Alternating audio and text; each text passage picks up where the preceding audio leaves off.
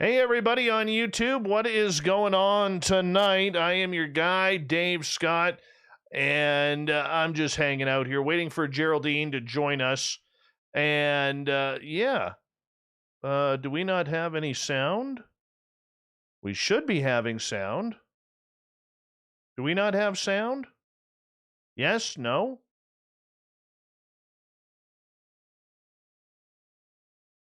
Okay, good. You can hear me. Oh, don't scare me like that, Dave. Don't scare me like that. Whoo, give me a heart attack. Give me a heart attack. We're just waiting for Geraldine to join us here.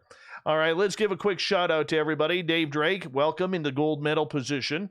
And we have Mike L. in silver and gorgeous Renee with the bronze medal. Theodora, how are you tonight? Paulie, nice to see you. Jay Breezy, welcome to the show. Worsley, good to have you here, as well as the gorgeous and talented Becky Belling. There she is, everyone. Cedric, good to see you. Cedric, by the way, will be signing autographs after the show, so make sure you line up to the right of the studio.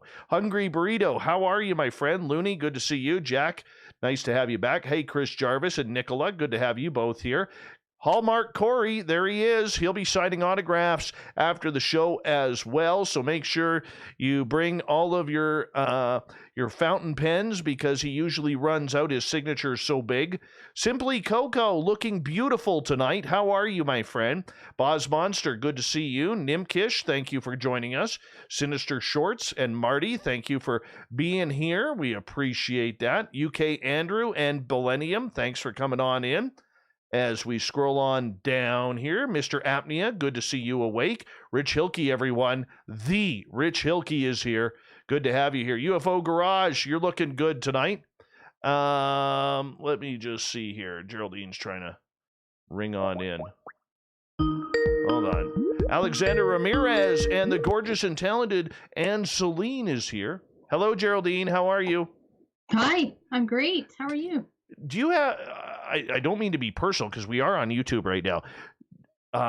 Somebody else picked up Skype. Really? I couldn't answer the call. It went to someone else's house. Like there was this lady there. Like you live alone, do you not? Yeah, that is so strange. Oh, it was weird because some lady picked up and it was in her kitchen and I could barely hear her. And I'm like, you're not Geraldine. And she's and I could barely hear her. It was weird. Weird. Wow, that is a little creepy. I'm gonna have to figure that out because I couldn't answer your call, Dave. Strange. Huh. All right. I hope I'm not hacked. Okay, let's get to it. Well, we got a couple seconds here, and I'm going to finish my rundown here of people who are here. And Mr. Apnea is wide awake. UFO Garage, is that Ben or Joe? Hey, how you doing? I will add you to the Spaced Out Radio group in a minute here. And by the way, you guys from UFO Garage, make sure you post your shows in our group so that way our audience, because you're one of the rare shows that I support. So make sure you go there. Hey, Aaron, thank you for joining us. Corinth, the booking guy. How's the mustache? Please give us an update. Lovely Lauren, good to see you. Off-World Adam, thanks for coming on in. The gorgeous and talented Emily Bigelow, otherwise known as Alaska's greatest athlete, is here, everyone. Project Blue Book, thanks for joining us. The Ronald Penton is here, everyone. The Ronald Penton. Eugene, my brother, how are you tonight? Raul and Richard Elmore, good to have you here. King of the Forest, nice to see you. Hi, gorgeous Jenna, how are you? Peace World, thank you for coming on in. Alexander Ramirez, welcome to the show. Michael Lestuca, good to have you back. Missing Persons Mysteries, welcome.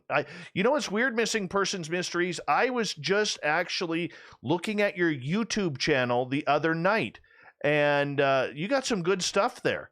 Really good stuff. Hello, Aiden. Welcome. Alan Moccasin. Good to have you here. Let's just hit start on that. Who else is here? Hey, thanks, Fabster, for the super chat. Always love it when you're here, and thank you for always continuing to support our great show here. You're one of the best, man. Thank you so much. Gorgeous Larry, you are looking stunning tonight. Stunning. Who else we got here? I think Shiny Ray is back, everyone. Steve Stockton, good to see you. And I think we are caught up. We are caught up. There we go. We're going to get going here with the lovely and talented Geraldine Orozco. She has a nice pair of shoes on for tonight. Hey, 416, good to see you. And her hair is done. I've already seen it. She looks marvelous, as per usual. And thanks, Dave. Oh, stop. I know you're rolling your eyes at me right now. I can feel it. And yeah, we're going to get going here in like 29 seconds. Great way to support this show. Hit that subscribe button if you're brand new to us, and make sure you do a little shopping. Go to facebook.com/the SOR Vault. Give us a thumbs up, thumbs down, thumbs sideways, but make sure you hit that subscribe button, because eventually we will have something on the air that you actually like. Hi, Kevin. Good to see you. Jose, welcome back, my friend. Here we go in 5 seconds.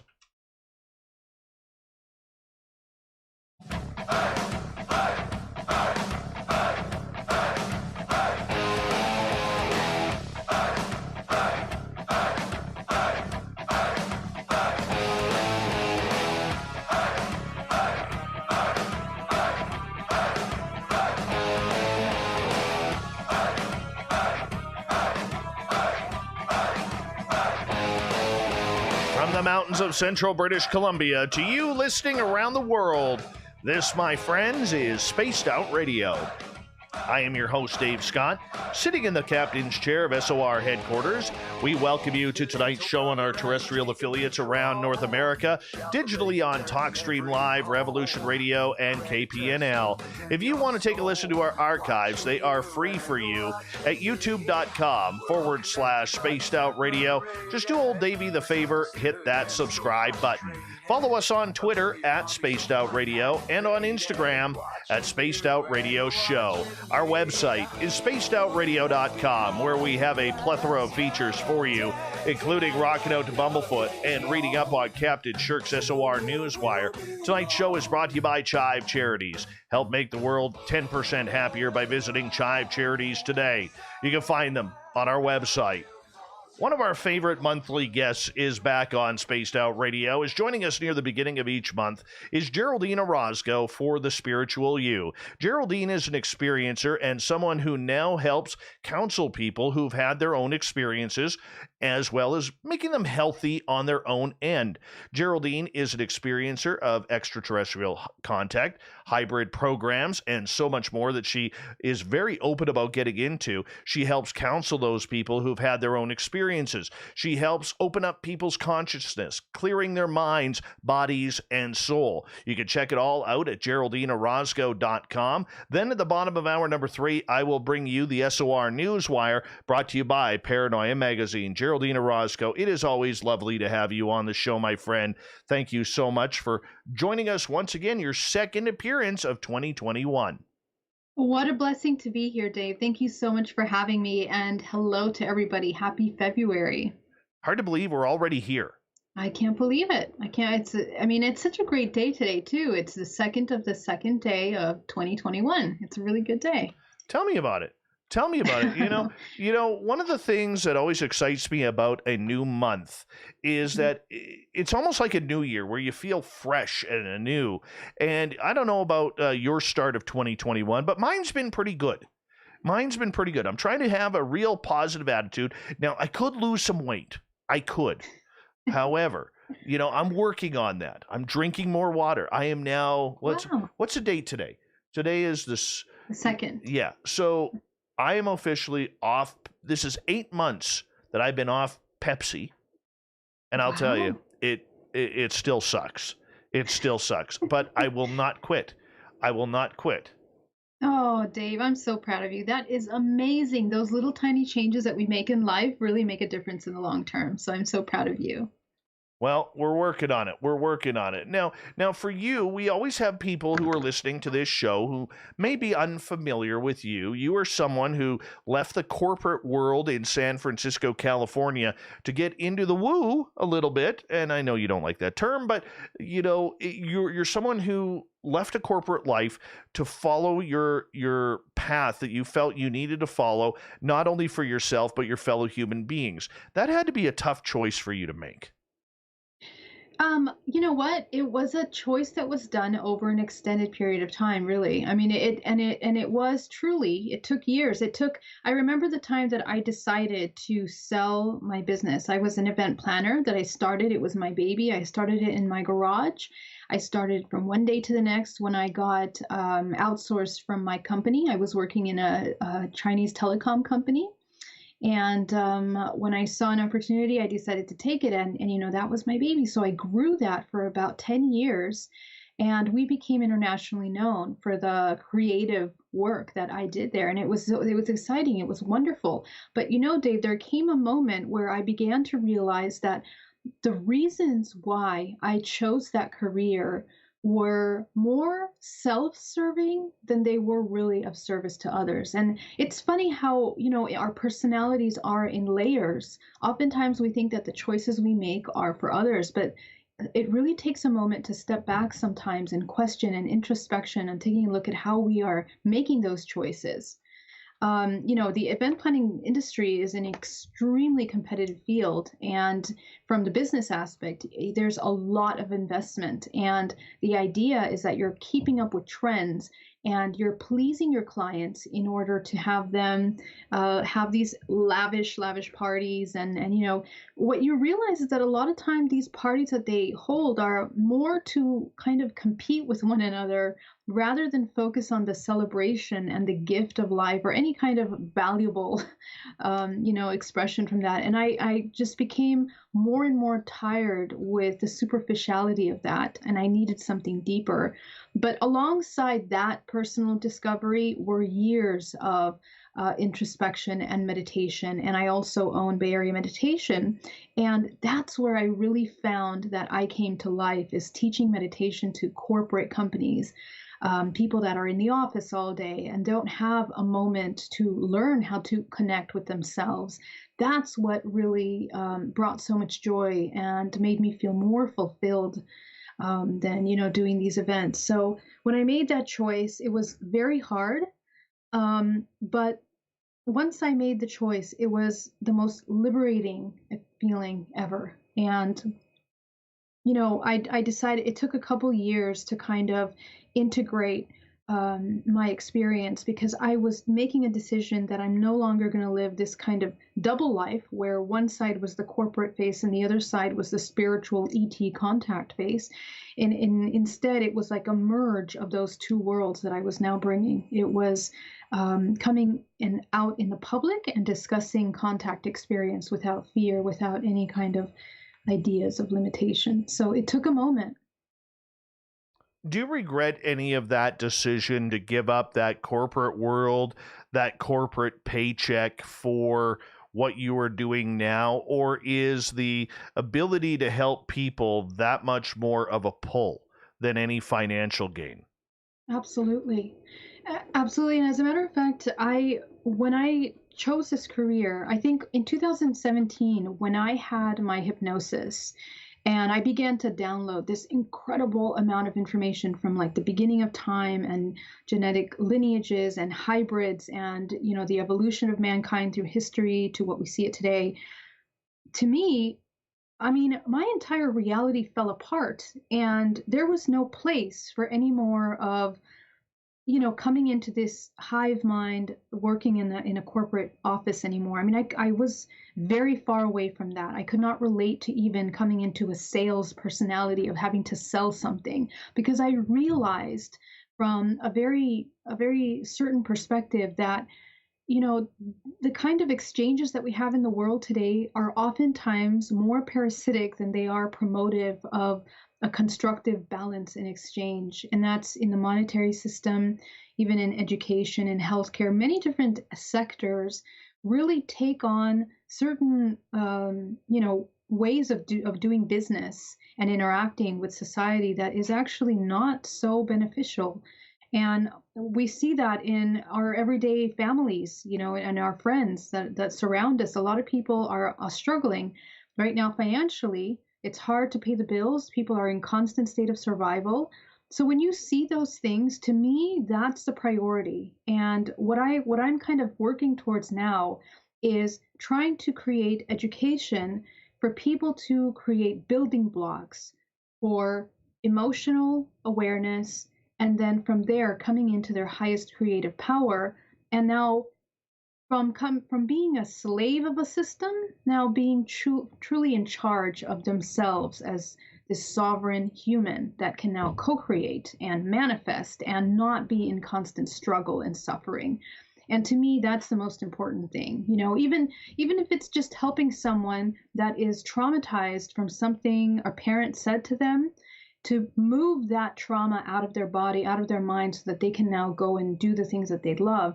That right there is what brings me to life and what gives me purpose, by all means. So for you, as you move along this spiritual side of everything, connecting with your inner source, your inner soul, your inner self, how does one begin that movement? You've had to do it yourself, but for those out there who are listening saying, look, I need to be doing more with myself, I need to be doing more with this life because it is a finite amount of time and I'm not happy. It could be anything from a sex life to an alien encounter life to a just being happy, losing weight, or just finding that inner peace. How does one start that journey? In the beginning, when I first started meditating, it was very hard for me to detach from the idea that spirituality and my everyday life were two completely separate things. And I guess one of the first questions coming into the spiritual realm, or I don't even want to call it the spiritual realm, just coming into a state of balance in my life, both emotionally and in the way I was doing things and how things were manifesting in my life. It came to a point where I realized that I was experiencing more suffering than I was experiencing more bliss and happiness. And the bliss and happiness really felt more superficial than actually something that was deeply felt and deeply experienced. And my question was, how does one fully experience this kind of bliss that Buddha talks about in his transformation, that all these great masters and these lecturers and leaders in the spiritual society always talk about, coming into this state of unconditional love, this state of self-love. And there really isn't a lot out there to help support that. It really is such a personal journey.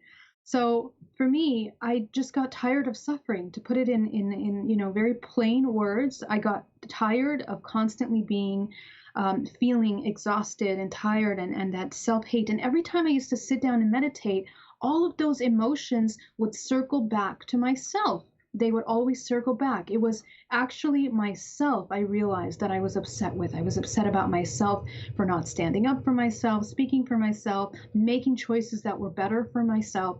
And so when I started to realize, I realized how much power I actually had in making the change.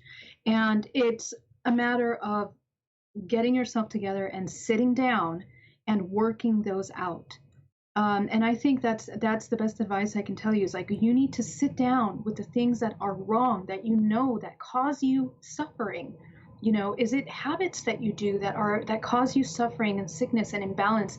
Is it certain reactions that you have to triggers that cause yourself pain and cause your roommates pain or the other people that you live with? Notice that. What are your exchanges? Is it more of a constructive quality of life, or is it just constant survival? So it's difficult because, a lot of times the way things manifest in the universe is a direct reflection of all of our darkness that we've been kind of ignoring.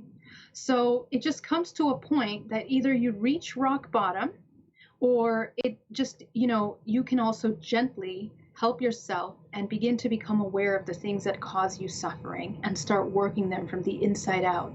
So I think it was just a point where I said, okay, you know what? Instead of reading all these books, which I keep hearing the same thing and I'm not hearing any results, I'm going to sit down, do the work, and I want to see if what these people are saying is actually real. And it was through that meditation, it was through doing that inner work that I actually finally got results. I started to understand things and things started to clear up for me.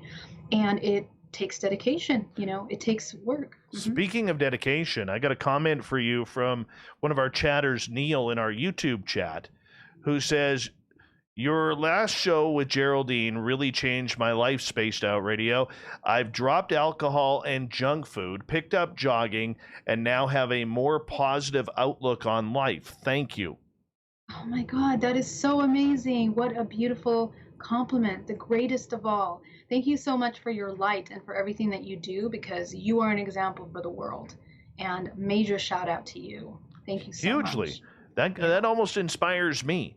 Almost Yeah. inspires me. I mean, that is really cool. Thank you Oh, for sharing that, Neil. so Really, beautiful. really Thank do you. appreciate that.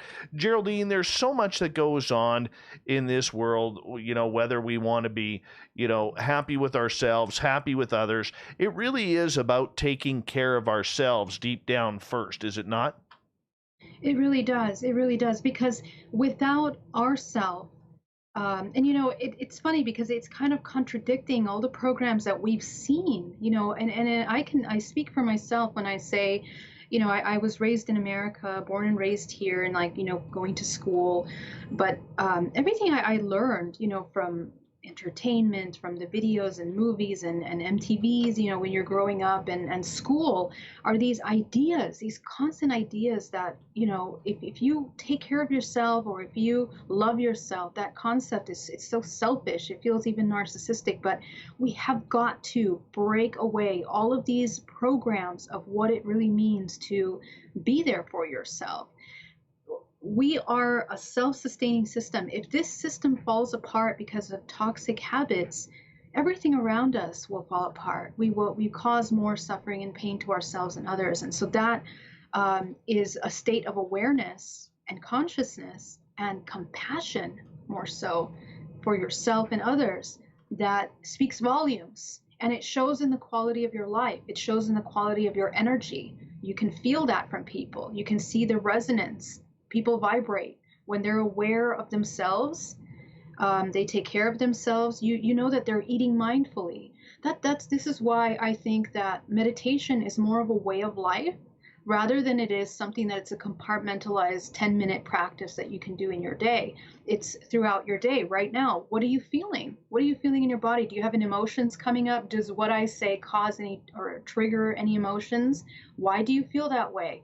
I mean, these questions, if you ask the right questions, take you down little rabbit holes of a deep, deep healing and transformation. And you don't need to pay a dime to anyone to help you go through that. You can do that on your own just by coming into a state of complete authenticity with yourself and in a very compassionate way. You can really reach that. I have a little smile on my face because you're here I am in like 0 Celsius or 32 degrees, and you got your heater blasting at like 65 degrees Fahrenheit right now. I think that's hilarious. Oh my gosh. Yes, Uh, Dave. It's actually up at 68. But yeah, I'm going to go okay, turn that off in just a hold minute. on. Now I have to see what's the temperature in town here. What's the Okay. temperature? Because I always like to make Geraldine cold. Well, it is -3 Celsius, so it's pretty warm out. That's 27 degrees Fahrenheit right now. I don't think well, I have experienced that in New York one time, but yeah, that's about it. Oh my Oh God. my goodness. My goodness. Anybody want to cuddle up to Geraldine out there? She's cold this evening. She has a parka on. Do you know what a That's parka is? hilarious. Do you call them I parkas do. down there? Yeah, we called them parkas. Yeah, of course. Mm-hmm. I do. I All do right, parkas. just making sure. I wasn't sure because some of the terminology is different. We call your beanies down there. We call them toques up here. Dukes. Oh, that's actually cuter. I like that word. Yes. Yes, so that's kind of what we do. Anyways, Geraldine, we got 5 minutes to go before we go to break at the Okay. bottom of the hour, and we're going to talk about our physical selves tonight, about a lot of stuff and intimacy, and we're going to go where we've never really gone before. Rated mature tonight. Rated mature. I will say that. But for you as someone who helps scholar people in learning how to improve themselves, when we think about improving ourselves, we're always about the outside. We're never thinking about the inside. Those band-aids that are holding our heart together from years of heartache, or a locked wall around our soul, or anything along those lines. Self-improvement is more than just trimming the fat around the stomach, isn't it? Of course. I mean, the problem is that we're used to only looking at the external.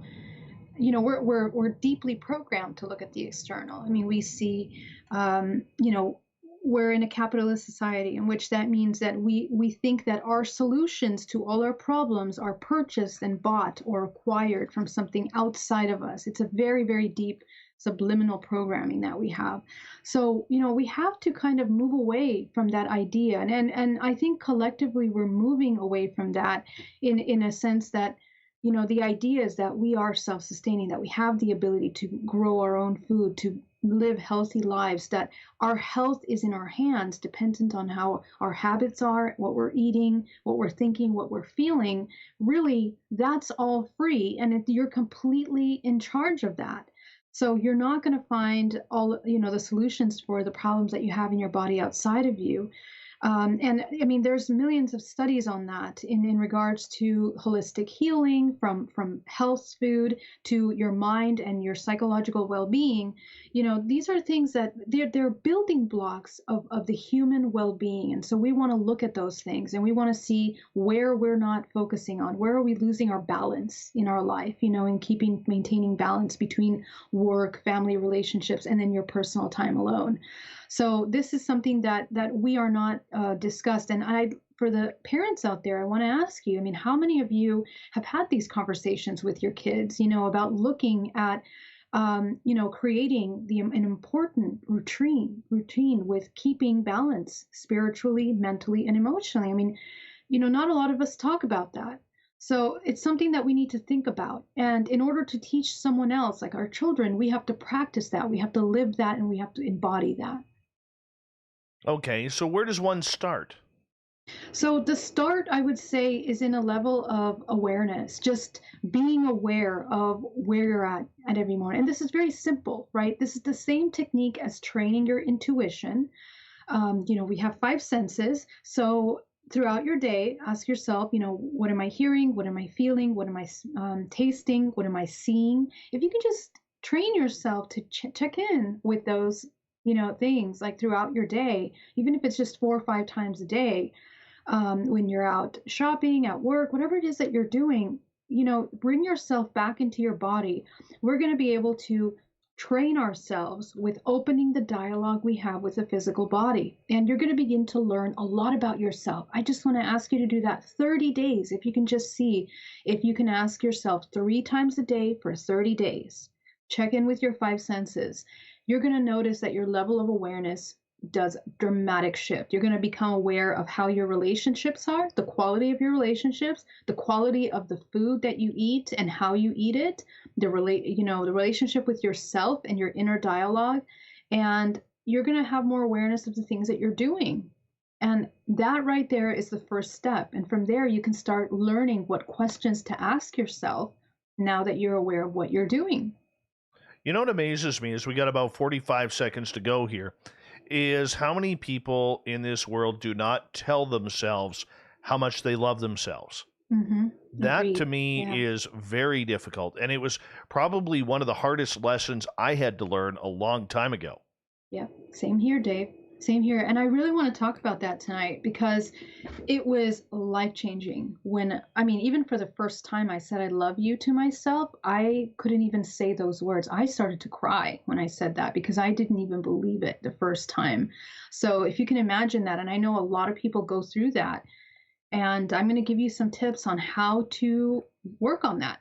It's a daily routine, self-love practice. Well, let's get into that when we come back from the break here, because we got a lot to talk about tonight with Geraldine Orozco on The Spiritual You. How do you love yourself? How do you learn to love yourself? What do you got to do? Can you look yourself in the mirror, deadpan in the eyes, and tell yourself that you love you? It's hard. Trust me, I've tried. It is very difficult.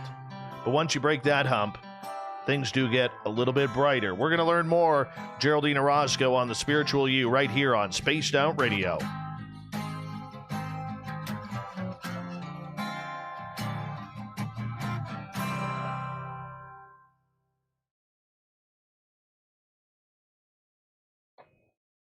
That's a good start right there. That was a quick half hour. Beautiful. Quick Thank half you. hour.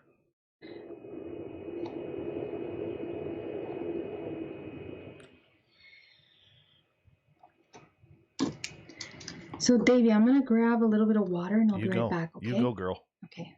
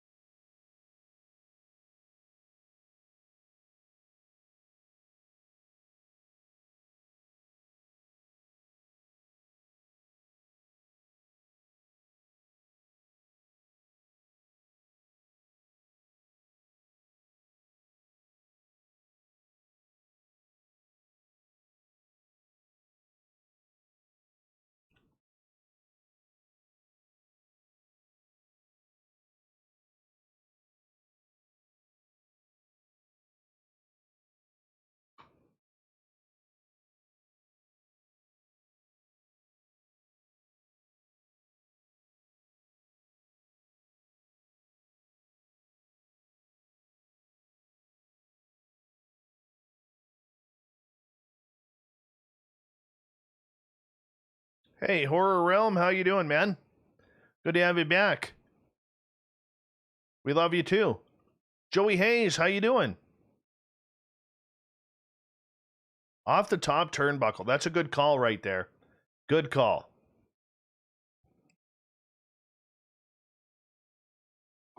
I'm back. I'm back too. Hi, Ross. How are you? Rooted in lovely sacredness. You like how I extended your name there? Rooted in lovely sacredness. Let's see.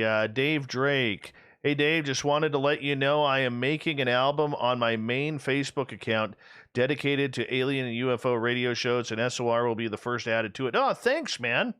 That's way too kind. Way too kind. I always get sheepish when people do things like that because I'm like, really? That's amazing. Really? You want to add old Davy? You want to add old Davy? Really? What did You see Davy how do to great you deserve that? are. What did Davy That's do? Oh, your shows are so fun. Your shows are amazing. Neil, I do have your question. I will get to that here in a little bit. Okay, bud? So bear with me.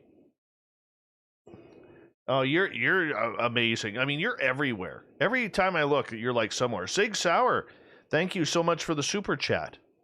Appreciate that. Who else? We got Sig Sauer, our great veteran Surf Jer, Vinster ×2, Fabster ×2.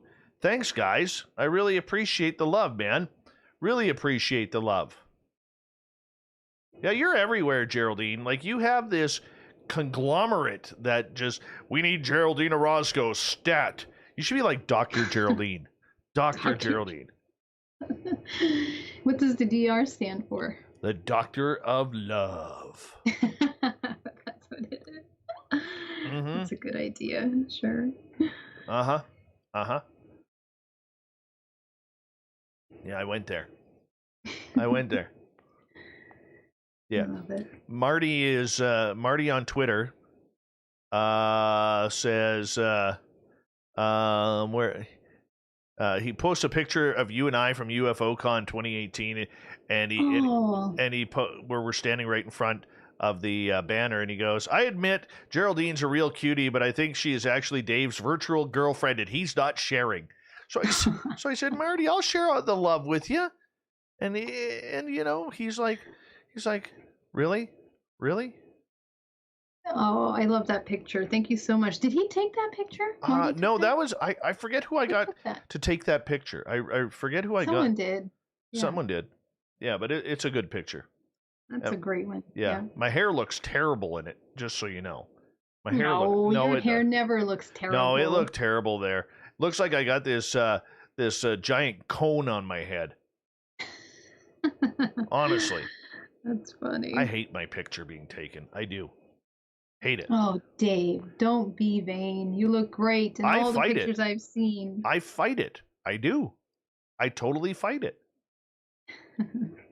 All right. What was I going to say here? Who else is here? Someone Just just stick with us in the next hour. You're going to learn all about self-love, and then you're going to love the pictures that you see. Remember? exactly. Troy SR71, good to see you. Miss Pickles, good to have you back. Are you sweet pickles tonight, or are you sour pickles? Let us know. Thank you to everyone on the super chats. Thank you to everyone who's given us a thumbs up, thumbs down, and thumbs sideways, and everyone who's hit that subscribe button. Here we go in like 4 seconds.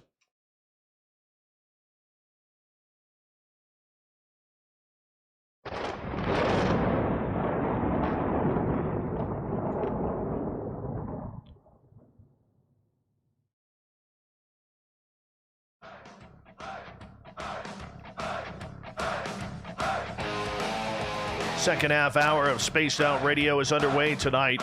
My name is Dave Scott. Thank you so much for joining us.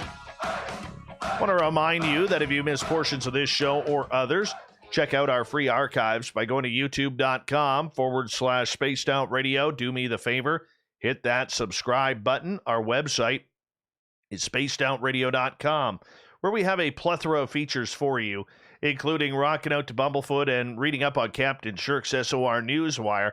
Follow us on Twitter at Spaced Out Radio and on Instagram at Spaced Out Radio Show. We continue on with the Spiritual You from GeraldineOrozco.com and BayAreaMeditation.com.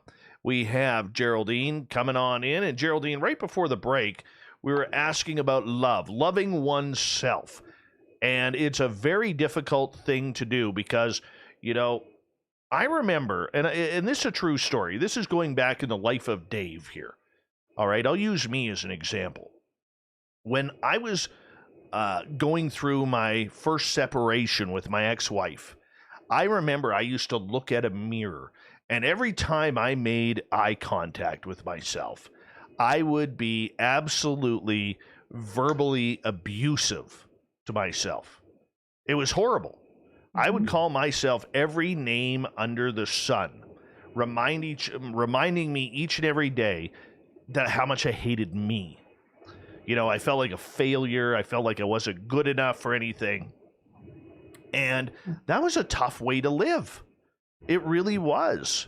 And then I remember I had to, for about a couple of years, I literally had to make sure I didn't make eye contact. So I was always looking at the side of the mirror, or I was always looking up above. Like if I was doing my hair, I'd focus on my hair, or if I was shaving, I would, focus on my chin or my cheeks or whatever. But the minute I made eye contact, holy cow, it was absolutely verbally abusive. But one day I stopped. I got some counseling, and one day I stopped because I just couldn't do it anymore. I didn't want to hate myself. I mean, is that something that we all have to have an epiphany to in order to stop abusing ourselves? You know, I think that the wisdom that you experienced to kind of dive deeper into that was incredible. And I think for some of us, it takes a really long time to get to that point because, I'd love to ask you, like, how did your journey even begin? I mean, did you start by questioning what love was? Were you noticing that you were missing love in your life? I mean, what is it that really made you realize that you had this dislike for yourself? Oh, that's an easy question. I felt like a failure. My ex-wife didn't want to be with me. I ruined my kids' home, because of her and I splitting up. It was difficult. And as a man, you want to take care of your family. You want to take care of your loved ones, right? Yeah, And exactly. her and I just did not work anymore. Beautiful. And so this is the thing that is so incredible about your life experience. You went through like all this suffering, and all of a sudden you decided, this isn't right, the feelings that I'm feeling. And I think a lot of people go through this. This is such a powerful moment. But the thing is, what do you do in that moment when you begin to realize that things are not working in your life? And very few of us begin to question. For me, it was the exact same way. It was these repetitive cyclical patterns of feeling unworthy, feeling unloved, feeling not good enough, needing to find acceptance and love from anyone outside, because I didn't know that the source of love was within myself. I didn't know that. I mean, in my reality, I was not finding that. I looked up to people, and even if you go to lectures to learn about these things, sometimes it doesn't really click until you really begin to question the ideas that you have around love. And so that's something that I really want to invite you this month to take a look at, is what are the ideas that you have around love, and how much of those are fantasy and illusions and unrealistic expectations, and how which one of those are actually real and things that can be accounted for, not just by yourself but others, because we tend to have this very one side view about how love should be exchanged, and we fail to recognize that love is more than just this emotional romantic expression. Love is an exchange that happens, and that there's an opportunity for that exchange within everyone that we come in contact with.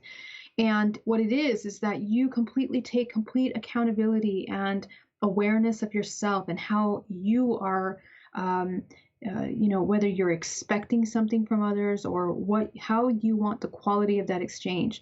What I realized is that I had a lot of suppressed anger and resentment towards the main expressions of love in my life. And who were they? Who are they for all of us? It's our parents. We learn how to love from our parents. And of course, our parents are not perfect because they're a product of another lineage of parents that probably also didn't understand what it meant to love themselves either. So we are constantly pushing down these cyclical beliefs of what love should be. And oftentimes they're incomplete, they're skewed because we live in fear, because we're disconnected from ourselves, because we're afraid of vulnerability.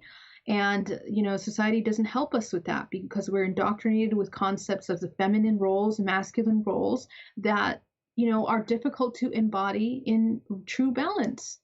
We have these ideas of what a mother should be, the ideas of what a father should be. And oftentimes those ideas are not actually taking into consideration real, true, products of what our society has created. We have never felt love. We've never felt love, maybe not even from our parents because they didn't love. They didn't know love either.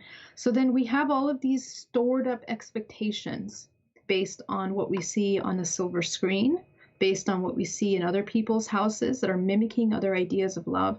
And then everything falls apart when we don't find any of those things to be true. So the question is, what is love? Where did you get your ideas of love? And, how much of that is something that you've actually seen in real life? One of the things that I work with my clients on a daily basis, and I ask them when they go back to their inner child and they begin to look at their relationship with their parents, I ask them, did your parents love themselves? And the answer is always the same. No, they didn't, because they didn't know how to love themselves. You can tell that by the quality of the life that they led, by the choices that they made. A lot of times people come into relationships, they have kids, even if they don't want to have kids, they're not clear about the way that they want to live life. Oftentimes they end up making these quote unquote sacrifices, perceived sacrifices, without really being in alignment with those choices and decisions that cause even more suffering and impact the lives of your child, and so on and so forth. So the problem is we don't have this practice of introspection where we're like, take a step back and look at your choice. Who are you going to be affecting with this? So this is kind of like this, it's like a roller coaster here of choices that we make. And it ends up completely coming out of control. It goes out of control because our narrative is that we must be accepted and we must be loved by someone. We think that being accepted is that love. And you're asking the acceptance of someone that also doesn't know love, that also doesn't know how to love themselves. That's a lot to ask, even to ask them to give you ranges of acceptance within yourself. So we have to really, really look at those things and question. And taking responsibility for yourself means that we no longer have these unrealistic expectations from anyone outside of us. And you begin to look inside and you realize that you are your only source of self-love, love in general, and that's where it starts. Geraldine Orozco is here on Spaced Out Radio tonight with the Spiritual You, loving oneself. It usually always comes down to intimacy as well. Geraldine. Intimacy with the self, you mean? So like In general, with a partner, with, finding love, trying to keep everybody happy, whether it's on a physical front, a sexual front, or even on a friendship level. Mm-hmm. Well, when we talk about intimacy, it's the ability of being completely vulnerable. Okay, and that's what that means, is to be completely vulnerable. But how many of us have been able to be completely vulnerable with our partner without insecurities and without fears? A lot of us, we build up walls. We even fabricate personas, masks that we're wearing in order to cover our imperfections that we think are unacceptable of ourselves. And it really causes an impact in the relationship that we have, in the quality of connection that we can even build with ourselves and with others. So I think, if we look around, the majority of people around us, we're constantly wearing these masks.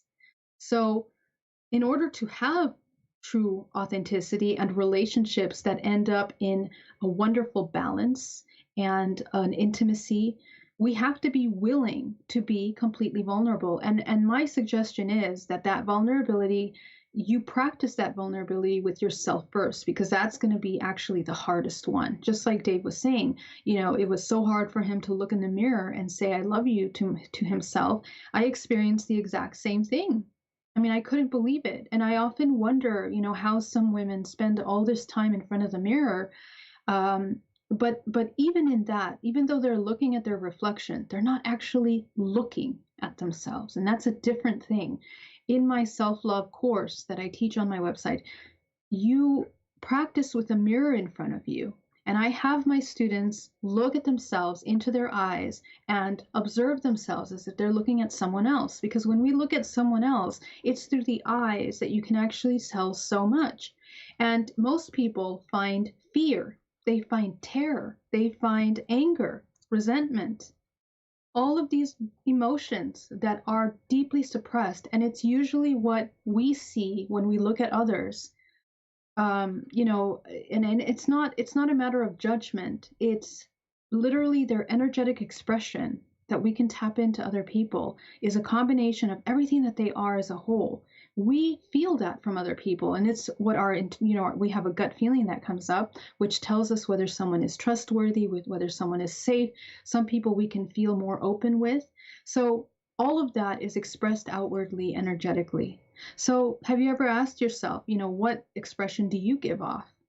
Are you someone that feels safe being next to? Are you someone that feels like I can be intimate, connect with you? Ask yourself that question. If you're a man or a woman, what energy do you give off? And when you look in your mirror and you look in your eyes, taking a look at what is that expression that those eyes give off, and it'll tell you. It's a combination of all these experiences you've had in your life that have not been resolved. When I did that journey, I began to look at all the most horrible things that I used to judge myself for, and I worked one by one, healing every single one of them, facing them, being absolutely truthful with myself, even if it was the ugliest thing ever. And that through that process, I learned how to love this self, because otherwise we're in complete denial of truth, and it's impossible to see who you are, or therefore to see who anyone else is. That's kind of deep. That is actually quite deep. So when you go along that path, okay, normally it always to use my journey, okay, when I started to love myself, it was easier to love other people. It was easier to let people in. It was easier to bring out the truth, if we could say that. Like, for instance, if I was having a bad day, I would say to my friends, I'm having a bad day. You get the small talk. Hey, how you doing? Do you really want to know? Because I'm having a crappy day today and I need someone to talk to. Or it would be like, I just feel like I need to go out, or I need to meet someone, or I got to get my life going. I got to get my life back on a roll and get these positive stances going with myself. So is the journey, whether it's physical, sexual, or whatever, is that journey all about baby steps to get to that point where you have that self-confidence back, or is it about learning as you go, because knowing us as humans, we're always going to trip on that route. Yeah, the secret to not tripping and getting lost and wanting to run away, because here's what happens. You know why we trip? We trip because we get stuck. We come to a point where either the emotions that you've been suppressing all your life, the things that you've been ignoring about yourself, are so powerful that you just want to run away in the other direction. You do not want to feel it. And that's what I went through. That's what everyone that goes through this program, this exercise of loving yourself, ends up going through. It's not easy. I'm telling you, it's not for the faint of heart. It's for the brave, because you're going to have to deal with emotions that you have been trying to suppress. And the funny thing is that because in our society, we're so far away from authentic, true expression and true feeling, sometimes things that we didn't even think affected us, we discover have been affecting us all our lives. It could be something like your mother, when you asked her for some water, looked away. Just that one little thing made you feel worthless and just not good enough, and rejection. And just from that moment forward, anytime a woman didn't pick up your call or doesn't answer, your conversation or flirt or whatever it is, you feel completely worthless. That program came from that one moment. So you would need to go back to that and support that person and look at the different perspectives from that. She probably looked the other way because whatever reason it is, but what did you feel? What did you need in that moment? You needed attention, you needed love. So the bottom line is recognizing that the only one that will provide you with everything that you need at any given time is yourself. That's it. And so when you recognize that, it always comes back to you. And like I say, and we can go really deep into this topic, because I can tell you from multidimensional body how it affects you when you don't embody self-love. It'll affect you physically, emotionally, mentally, on every level, because your body is an expression of that. If you're constant denial, your organs are also in constant denial. The energy that's moving through your body is blocked. It doesn't know in which direction to go. So we end up sick. We end up putting layers on our body. A lot of my clients, I notice that sometimes when my clients are very overweight, we eat more emotionally sometimes to create layers of protection. We want to protect. We want to protect from all of the things, because a lot of us are so sensitive to things, to emotions. We're empathic. So we find ways to protect ourselves, and it can be protected with habits that we take, emotions, ways that we dress, ways that we look. There's so many mechanisms that we utilize to hide our true emotions. So how do you not get blocked and trip up? Is stop being afraid of the truth. Stop being afraid of seeing and feeling true, real emotions. Sometimes we're an escapist race. It's like we always want to run away from these terrible truths. We have to become friends with the truth. So that's the practice, and that's the lifelong journey of learning how to love yourself, is to learn how to be okay with truth every step of the way. You know what, though? And Geraldine, I agree with you, but I'm going to counter that a little bit, if you don't mind, please. Sure. Okay, 20 years ago, when I was going, or geez, wasn't even 20 years ago, like 15 years ago, when I was going through this, all right, it was easier than today. Well, the way I dealt with it then, I couldn't deal with that now. And the reason why I couldn't deal with that now is because today is so much more of a crass society, where if you look at someone wrong, if you express a smile to someone, people are making horrible accusations, or getting mad, or making accusations of anything, and I would be absolutely petrified to be, like, say for instance, if I was single, I'd be petrified to online date right now. I Mhm. totally would. Because you don't know what the other person is going to do or say anymore. Whereas like 10, 15 years ago, people were more relaxed. We weren't as hyped up because society and politics has got us all hyped up and we're offended by everything now. Do you see where I'm going with that? Totally. And I can tell you a couple different ways to look at that. The thing is that right now we are this is one of the examples, the expressions of the kind of transition that we're going through globally, okay? And it's an expression of our times. It's a result, it's the cause and the effect of everything that we are as a society. For a very long time, we've had, manipulation of ideas to benefit certain specific ways of thinking and doing things in order to create more control. And we are coming to a point, a pinnacle point, because of technology, because of our ability to connect with one another, to look at this as kind of one whole organism and kind of begin to question every single angle of this control.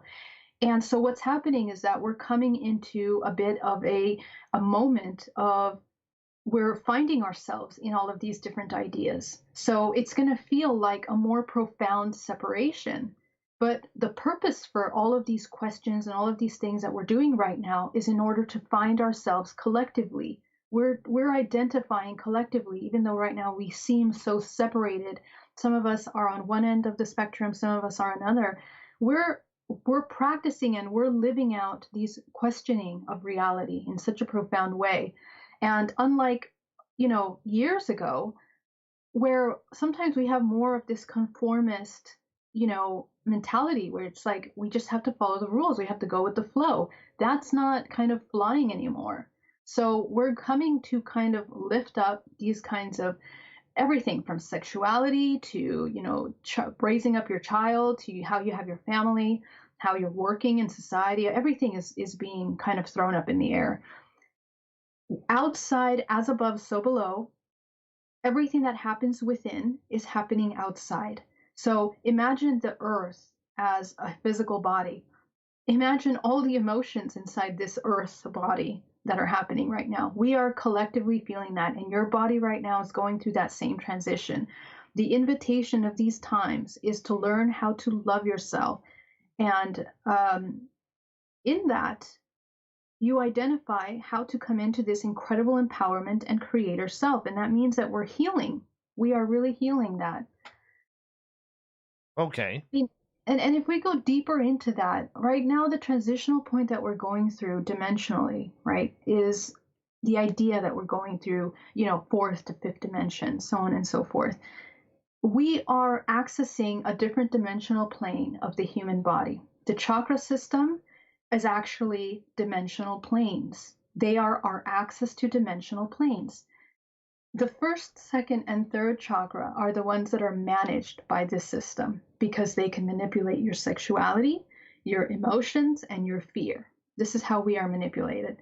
And everything in our society is built in a way to speak to those parts of you, whether it's in order to turn you into a consumer or to make you a slave of the system and you're working and you don't have any other life but that.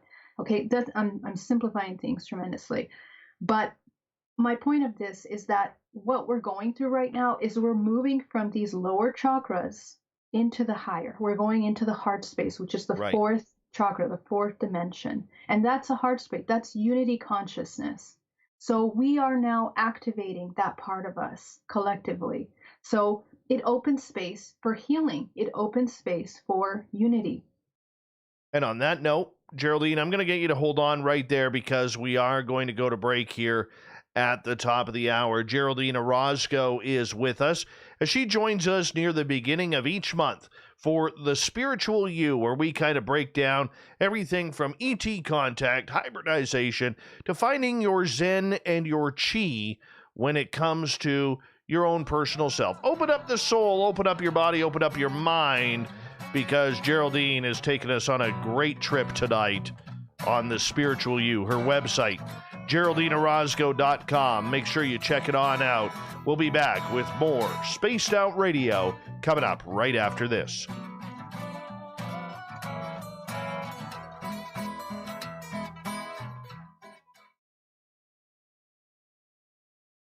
I'm just going to run my puppies outside. I'll be right back, okay? All right, Dave. Cool. Okay. Me again, Carl. Don't forget to join the Space Travelers Club for just $5 a month. And follow Spaced Out Radio on Twitter at Spaced Out Radio. Our Instagram, Dave Scott SOR. Our Facebook page is Spaced Out Radio Show. Our archives are free at youtube.com/Spaced Out Radio. Come woo it up with Spaced Out Radio today. Bye!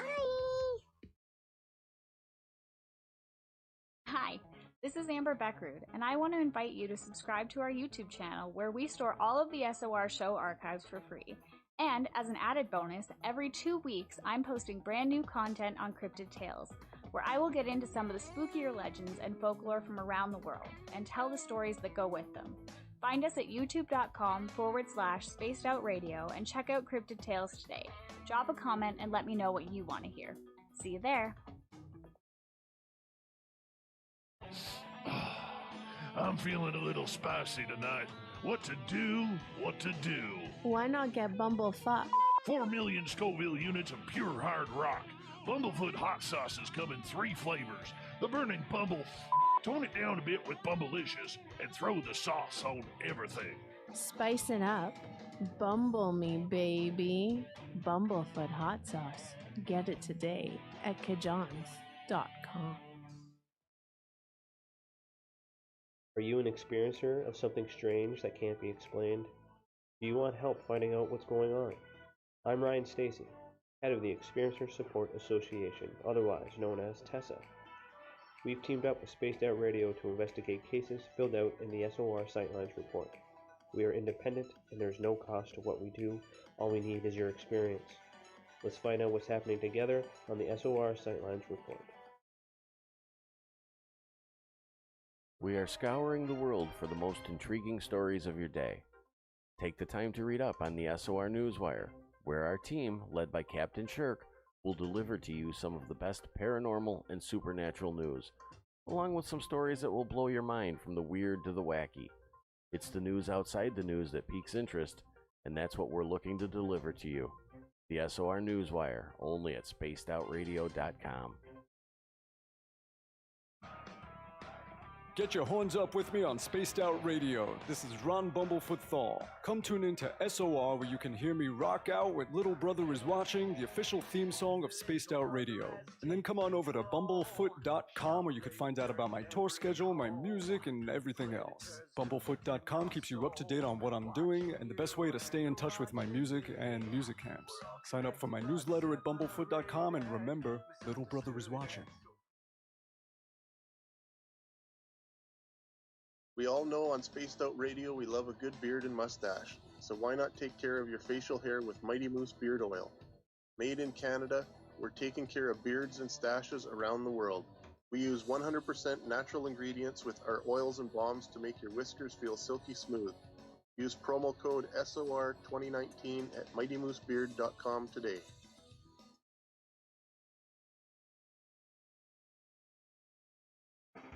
The party is always on at the Moose Vancouver. The Moose Vancouver is where you want to be when visiting Canada's West Coast. Open until 2 a.m. nightly, the Moose cranks up the rock while serving some of the best rated food in the city. The menu starts at $6.95. Why party anywhere else in Vancouver when the Moose is right there? Get your horns up and rock with the Moose, the official party bar of Spaced Out Radio.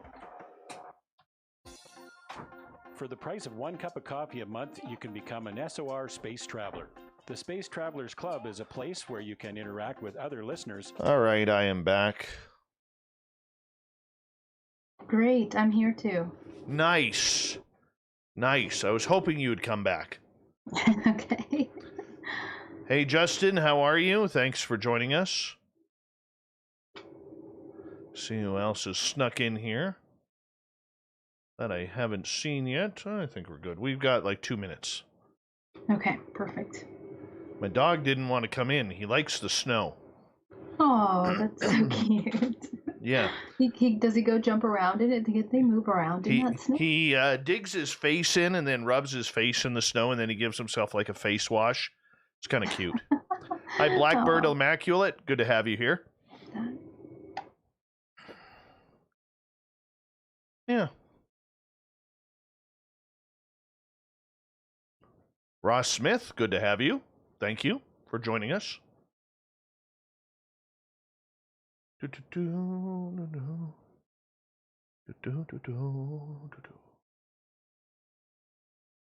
a good show. Where do you want to go this hour, Geraldine? I think we're headed in a good direction. We're talking about self-love. I'd really like to talk about the concept of the inner union. Sure. So yeah, we can get into that.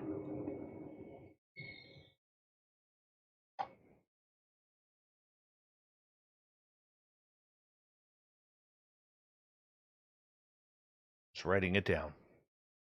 Writing it down. Thank you to Cedric, Kira, Marty, Sig Sauer, Surf Jer, Fapster ×2, Vinster ×2 for all the super chats tonight. You guys are amazing at supporting this show. Hey, Zenzabil, how you doing? Good to have you here. Big thank you to everyone who's hit that thumbs up, thumbs down, and that subscribe button. And we appreciate each and every one of you hanging on out. Remember, you can get your swag at facebook.com/the SOR Vault. Hey there, John Doe. Good to have you back as well.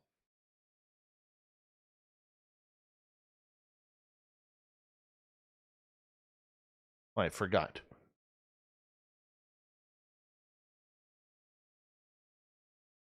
Radio show. Second hour of Spaced Out Radio is now underway. My name is Dave Scott. Thank you so much for taking the time to join us. We really do appreciate it. Want to say hello to everyone listening in on our terrestrial affiliates around North America, digitally on TalkStream Live, Revolution Radio, and KPNL. All of our archives are free for you by going to youtube.com/Spaced Out Radio. Just do old Davey the favor, hit that subscribe button. The Desert Clam has set the password for tonight in the SOR Space Travelers Club. What do you got for us tonight, Clam? What do you got for us? Pampiniform. Pampiniform is your password. Use it wisely, space travelers, as the Clam sets the password each and every night right here on Spaced Out Radio. Our website is spacedoutradio.com. We have a plethora of features for you, including rocking out to Bumblefoot and reading up on Captain Shirk's SOR Newswire. Follow us on Twitter at Spaced Out Radio and on Instagram at Spaced Out Radio Show. We continue on with the spiritual you. Geraldine Orozco joins us once a month from the lovely and warm San Francisco, California. Her website, GeraldineOrozco.com. You can find her at BayAreaMeditation.com or HybridMother.com. She has websites for everything that she does. And Geraldine, thank you so much for joining us. Thank you, Dave. Not a problem. Not a problem. We love having you here.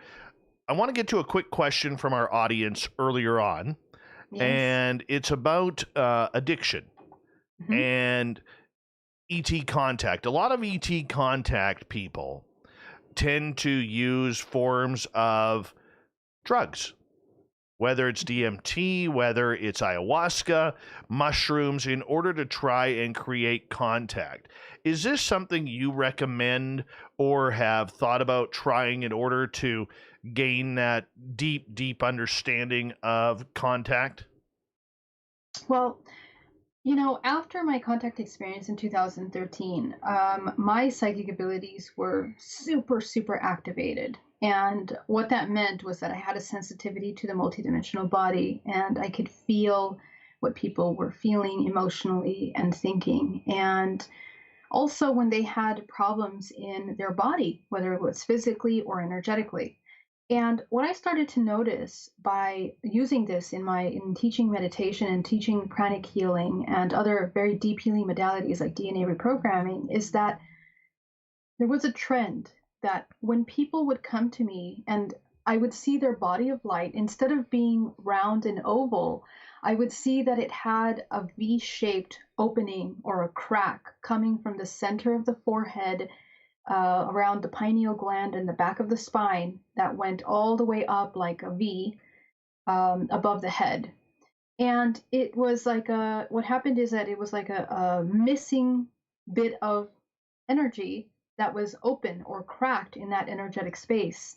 and it was impeding their source, this life force energy that runs through the body, through the main cord of life, was being interrupted. It was being blocked. It was fragmented and shocked. And every single one of them were people that had been utilizing DMT or ayahuasca, these kinds of drugs, to enhance their spiritual work. And so I would ask them, I said, well, tell me about this practice. You know, what brought you to that? And they wanted to experience, they wanted to have ET contact, or they wanted to have some kind of powerful understanding of the spiritual realm. And so then they would end up with a vision of that. They would tap in, they would have these incredible experiences. But then after a while, they found it difficult to integrate that experience with their everyday life. And so what I found in my work and my research is that what's happening to a lot of these people that do that is that they create these incredible cracks in the auric field, because people are not aware when they go into that practice. And keep in mind that shamans, in order to use this kind of plant medicine, they prepare years, sometimes 10 years, in order to do that. It's a ceremonial thing. And that means that they go through years of purification and strengthening of their light body in order to be able to do this kind of work. Now, it's now become such a major trend that we're seeing groups of 300, 400, 500 people in one room that are taking ayahuasca and having these trips and these experiences. And my personal appearance, by working directly with people that have ended up with entities, with walk-ins, with bipolar issues, with really, really severe psychological issues as a result of this, is that what that experience is that if you don't prepare for it, you can really mess up your energetic body, and it could take a long time to prepare. And it doesn't pay off, because here's the thing. When you experience that, even though your experience can be profound and life-changing, you're looking at a snapshot of this other dimensional plane. But it's the same thing. If you don't go through the experience of practicing and waking up your body through healing, through meditation, through working with the chakras, to becoming aware of the information that's within you, you're not going to be able to link the two. You won't be able to even understand on that level what you're experiencing. So my advice is, do the inner work. I, for example, in my experience, I've gotten to a point where I don't feel called or curious to experience that, because I reach those levels in my meditation. I can achieve these kinds of understanding of the universe and explore in astral travel or in dream time, because I've practiced that. I've trained my body to do that, and everyone can do it. There's nothing special about me. All of these things can be activated. So I really invite you to try that first, and prepare your body. And if you do decide to do that, I really suggest finding a shaman that is promoting really a purification process before you do ayahuasca of at least 5 months before you do that. I really strongly suggest that. But that's my personal opinion. All right, let's move on here, because you wanted to discuss a topic called concept of inner union. What is this all about? So before our break, we were talking a little bit about, coming into loving relationships, romantic relationships. And we talked about how loving ourselves is kind of like the key foundation in order to do that. We won't be able to love someone else until we love ourselves. And I want to take you through a little view of looking at this from a couple different perspectives. When we come into this three-dimensional plane, it's three-dimensional because the law of creation, which is within every single one of us as either a woman or a man, which is one part of an engine of creation. Okay? And within that one part, because everything is self-similar, we're fractals of infinite consciousness, within us is also those two parts, the feminine and masculine, we have within our body. The right side is the masculine, the left side is the feminine. When a man and a woman come together, they have the ability of, with that union, creating life. There is no other more powerful creation energy than that ability to create another life. So this is for us a wonderful example of the laws of creation in the universe. And we see that in all things. We see that in nature, we see that with animals, we see that with other living organisms, that when they have that unity, when there's that unity of that polarity, there's that balance in that polarity, it creates this spark of life. So, how do we become integrated enough to become our manifestation, an engine of manifestation? We sometimes look outside of us for amorous relationships in order to feel complete. We look for partners, sexual partners, romantic partners, in order to feel that love, to feel that connection. So the thing is, like, how can we pull away from looking outside of ourselves and begin to find unity within? And the idea is to create inner union and inner integration of those two sides. And what happens is that we learn how to embody that union based on our relationship with our parents. So the way that we manage our masculine energy, whether you're a man or a woman, you've learned that from your father. The way that we manage our feminine energy, we learn it from our mother. So if either one of those parties have had really toxic relationships with their parents, they're also going to mimic that. And we are going to cycle through those same programs. We continue to carry out toxic behaviors of ourselves and how we see ourselves in the world. And remember that with our children, this is directly going down to them unless we fix those things. And what I'm talking about is everyday dialogue, everyday reactions, everyday triggers, everyday emotions, everyday perceptions of life. So inner union talks about looking at those imbalances that we have taken on within us and finding a middle point, a center point of balance within them, healing the wounded feminine, healing the wounded masculine. What those manifest as is the masculine, for example, we're very aggressive, we are violent, we are demanding, impatient, things like this. This is an expression. So if you are someone that embodies that kind of expression on a daily basis, it means that you have a wounded masculine and it has to be healed, it has to be nurtured. So the invitation this month is to kind of look at that, look at where we need to find balance within the way that we handle those two energies. This is the law of manifestation. It's the law of attracting money, the perfect partner, so sex, creation, all of these things. If you have that out of whack, you're going to be attracting someone that's on that same vibrational resonance. And that's where chaos starts to happen again. We start living those cyclical patterns of suffering over and over again. So that's what the inner union is about. And from that topic, I'd really love to get into sex. Because as a result of this kind of imbalanced unity and connection, we attract partners based on those concepts of how we see the feminine or masculine. And so what ends up happening is that in our sex life, the exchange is imbalanced.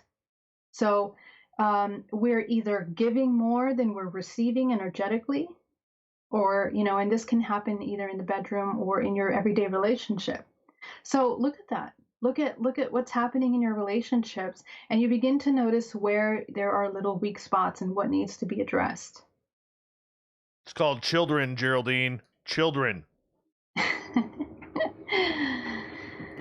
But you know what, though? For a lot of people, we add up these nickel and dimes, okay, that really upset us over the years. And instead of talking it out and letting it go, we decide that the grass is greener on the other side because, we are always looking for something better. It's much like social media on Facebook, Twitter, or Instagram, where we're only posting good pictures of ourselves. We're not posting that ugly picture that has celery between our teeth. You know what I'm saying? We've created this genre that it's always better on the other side. I mean, look, well over 55% of marriages end in divorce these days. I mean, and we always say, man, I wish I would have married the second person, first. Well, it would have ended up in divorce anyways. So what's the point? But I mean, how do we conceptualize what is good and what is bad anymore when we look at everything as the grass is greener on the other side. Hmm. Well, just that's great. The example that you gave, 50% of divorces, marriages end up in divorce. That's the same percentage of the number of humans on this planet that are divorced from themselves. I mean, most of us, we walk around completely half full. We see ourselves as half full. And in order to fill up that empty space, again, it goes earlier to our conversation today, we're afraid of truth. We have a hard time looking at ourselves, looking at how we affect, we're in denial. A lot of time it's difficult for us to see our roles in those relationships really truly from a very, third person perspective where we can be neutral, not necessarily judgmental, just fully aware of all the parts of ourselves that are, out of balance. And again, that's a choice. Like we have to make the choice to go down the path of truth and understand ourselves fully without any resistance, any denial. And it isn't until we're ready to do that we can find ourselves. Because you said it yourself. We're looking at what's outside. The grass is greener. Looks prettier, much nicer, funner over there. But what we're looking for in all of those moments is love. This is what humans are looking for. We're looking for love. We're looking to be wanted, accepted, seen, acknowledged. And when we don't find it in one place, because we're asking a person that has never had that experience in their life to give it to us, of course, we're going to go look somewhere else. But how can we even recognize who is going to be able to give that to us if we don't even know what that is? We have to walk through the exercise of understanding, beginning to learn how to recognize what it means, how it feels to choose healthier things in our life. There's a birthing process. There's a death process that goes through that choice, believe it or not. You reach for those cookies, and in that moment you stop and you say, you know what, if I eat that, I could really hurt my liver because I keep eating all these really fatty things that are not good for me. So in that moment, the part of you that is desiring this sweet thing to cover for whatever emotion you're feeling that feels unsatisfied has to die for a moment. It has to die. And from there has to birth this awareness that if you go eat, I don't know, a carrot or an apple, it's more constructive for yourself. And when you do that, you're like, yes, I'm choosing something that's better for me. How does this feel? Maybe there's temporary resistance, but it's more true, it's more real. So we have to learn how to be okay with those constant deaths and births of those experiences. And it's something that we're very uncomfortable with, Okay. But here's another thing too, and this question always comes up, is monogamy. Mm-hmm. Are humans meant for monogamous relationships? Because so many times we're always looking. I mean, let's just be honest and frank here. Whether you're a man or a woman or whatever you decide to call yourself because you're a great human being, we're always looking at somebody who is wearing a fancy dress or lingerie pictures or in a catalog or the on television or firefighter calendars or whatever it may be. We're always fed with the sexual desires that we have. And up until a couple of 100 years ago, monogamy wasn't a thing until the church kind of brought it out and said, no, you got to be stuck with this person for the rest of your life, whether you're happy or not. And that's just the way it is. And that's the way it's stayed. And we've kind of morphed into that. So is monogamy the issue, or is it people's brains today that is the issue? Well, that is a fantastic question. And I think really is the need of the human that desires to be fulfilled by something else. I mean, if they're with a partner, and now we have all these open relationships that are becoming so popular. If you're with a partner in a marriage, for example, now it's open, so you can go and, have sex with other people. The question is like, are both of those people really, truly, authentically, completely feeling complete in that relationship in which they feel like they want to do that with one another? And that's really the question. If we're constantly feeling empty and unfulfilled, we're always going to be looking outside for something better. And the thing is, like, to me, that's the bigger problem. I don't necessarily believe in monogamy because I feel that, we are ever evolving individuals. I feel that, we're always transitioning and moving. And I think that, oftentimes partners that are constantly evolving, if another person doesn't want to evolve at that same rate, you can't impose on their free will. You can't impose on their free will. I believe that we're here for experience, and every individual organism that's here on this planet is here to experience, and that's it. And the reason why I think that is because I don't believe that we're here just only to procreate. That's the thing.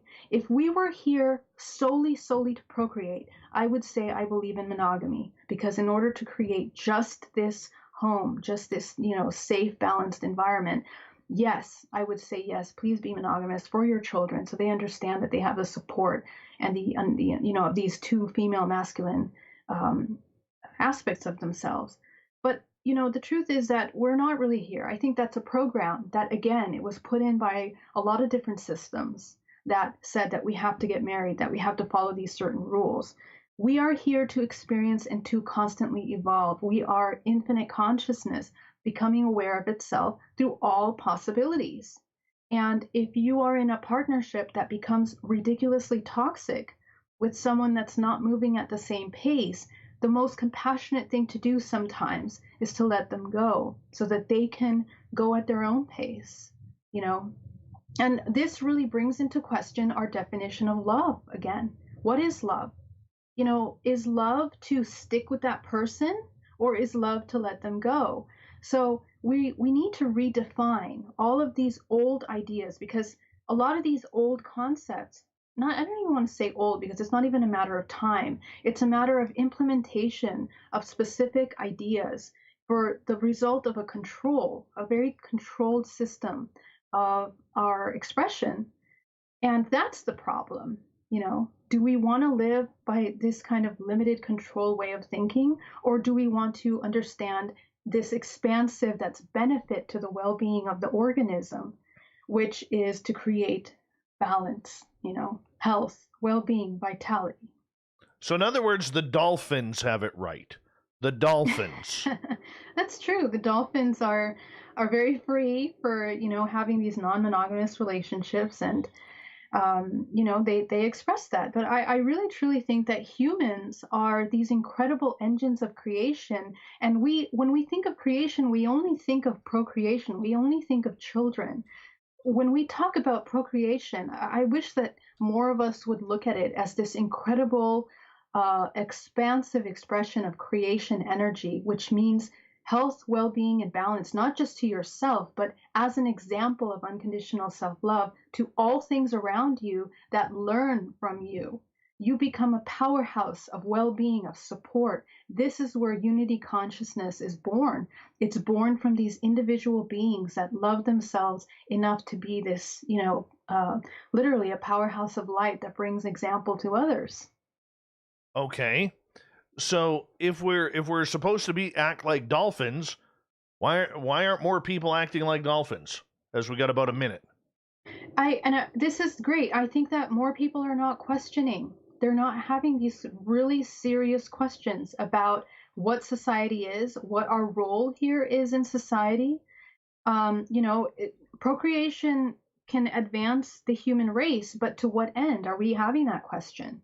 Is it an egoic, self-serving thing to have children, or who are we serving with this? That's the thing that I'd like people to question. Well, yeah. I think Howard hits the nail on the head. It's called half. Geraldine. It's called half. Okay. Half? Divorce court equals half, and that's the big one right there. Yes, I really do believe that. I think Howard answered every question that I have for the next hour that we have you tonight, Geraldine, with the word half. All right. So, Geraldine, I'm going to get you to hold on right there because we are going to go to break here at the bottom of the hour. Are you someone who does not want half? Maybe monogamy isn't for you. As we open up the sexy vault here on Spaced Out Radio with Geraldine Orozco's the spiritual you. GeraldineOrozco.com is her website. We'll be back right after this.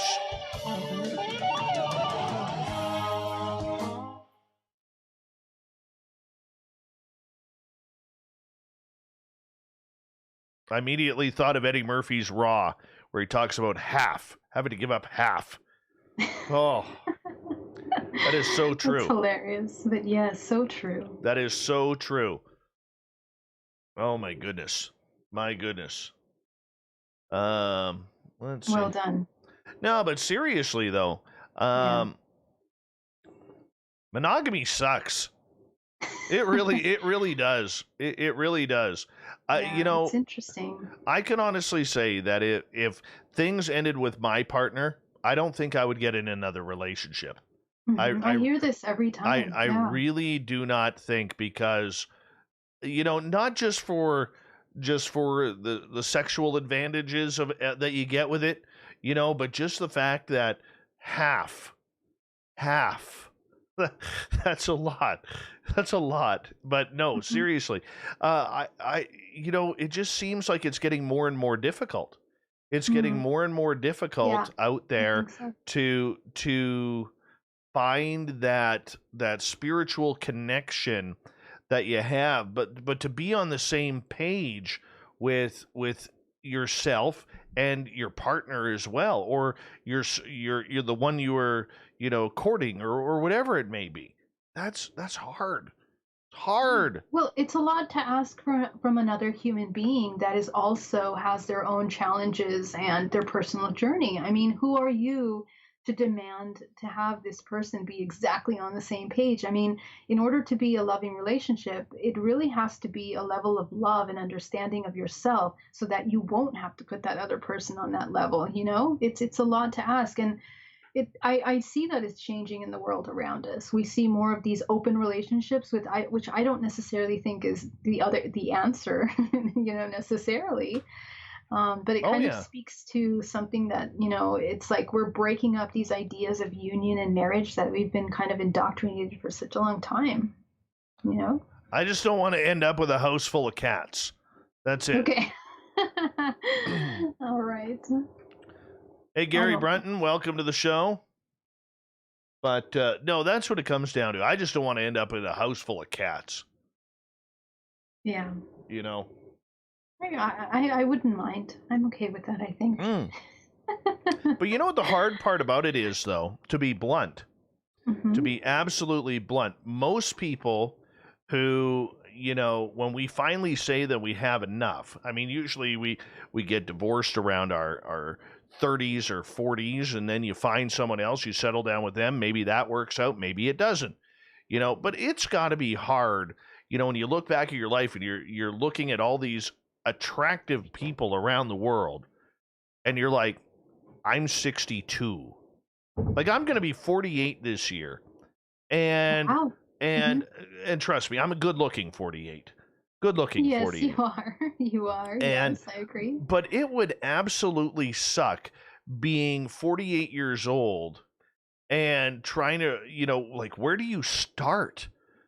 Where do you begin, because you're still kind of young enough to be attracted to, like, the 30-year-olds, but there's that 18-year gap. And you don't think of yourself as old enough to be dating, say, somebody who's in their 60s, even though you're closer to them. I wouldn't even know where to start. Yeah, it's hard. I think, in the virtual world that we live in now, it's becoming harder and harder too. And I think that it's going to be very interesting to see what happens in the next couple of years in the dating world, to see how people manage that connection. But again, like, I really think that our focus has to change. It's not about finding that partner anymore like that. I think it's on a different level. And I really also strongly believe that our resonance would attract us to the right partner. If you're doing something that you're passionate about, you find someone that's in that field and so on and so forth. The way I look at relationships now is more like, a power team to get stuff done. That's kind of how I look at it. But that's a personal, idea about it. True. All right, we got less than a minute here. Okay. Less than a minute.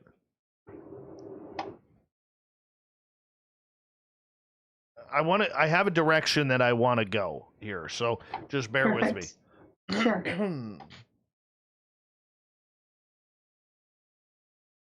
Free archive.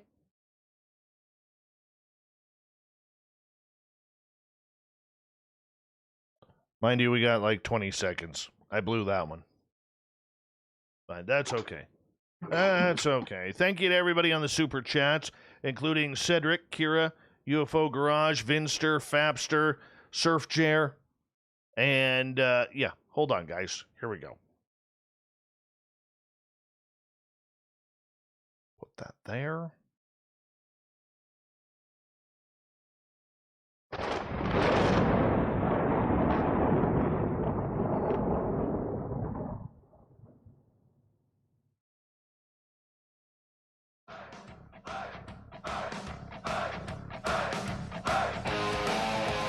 We pass the halfway point of Spaced Out Radio tonight.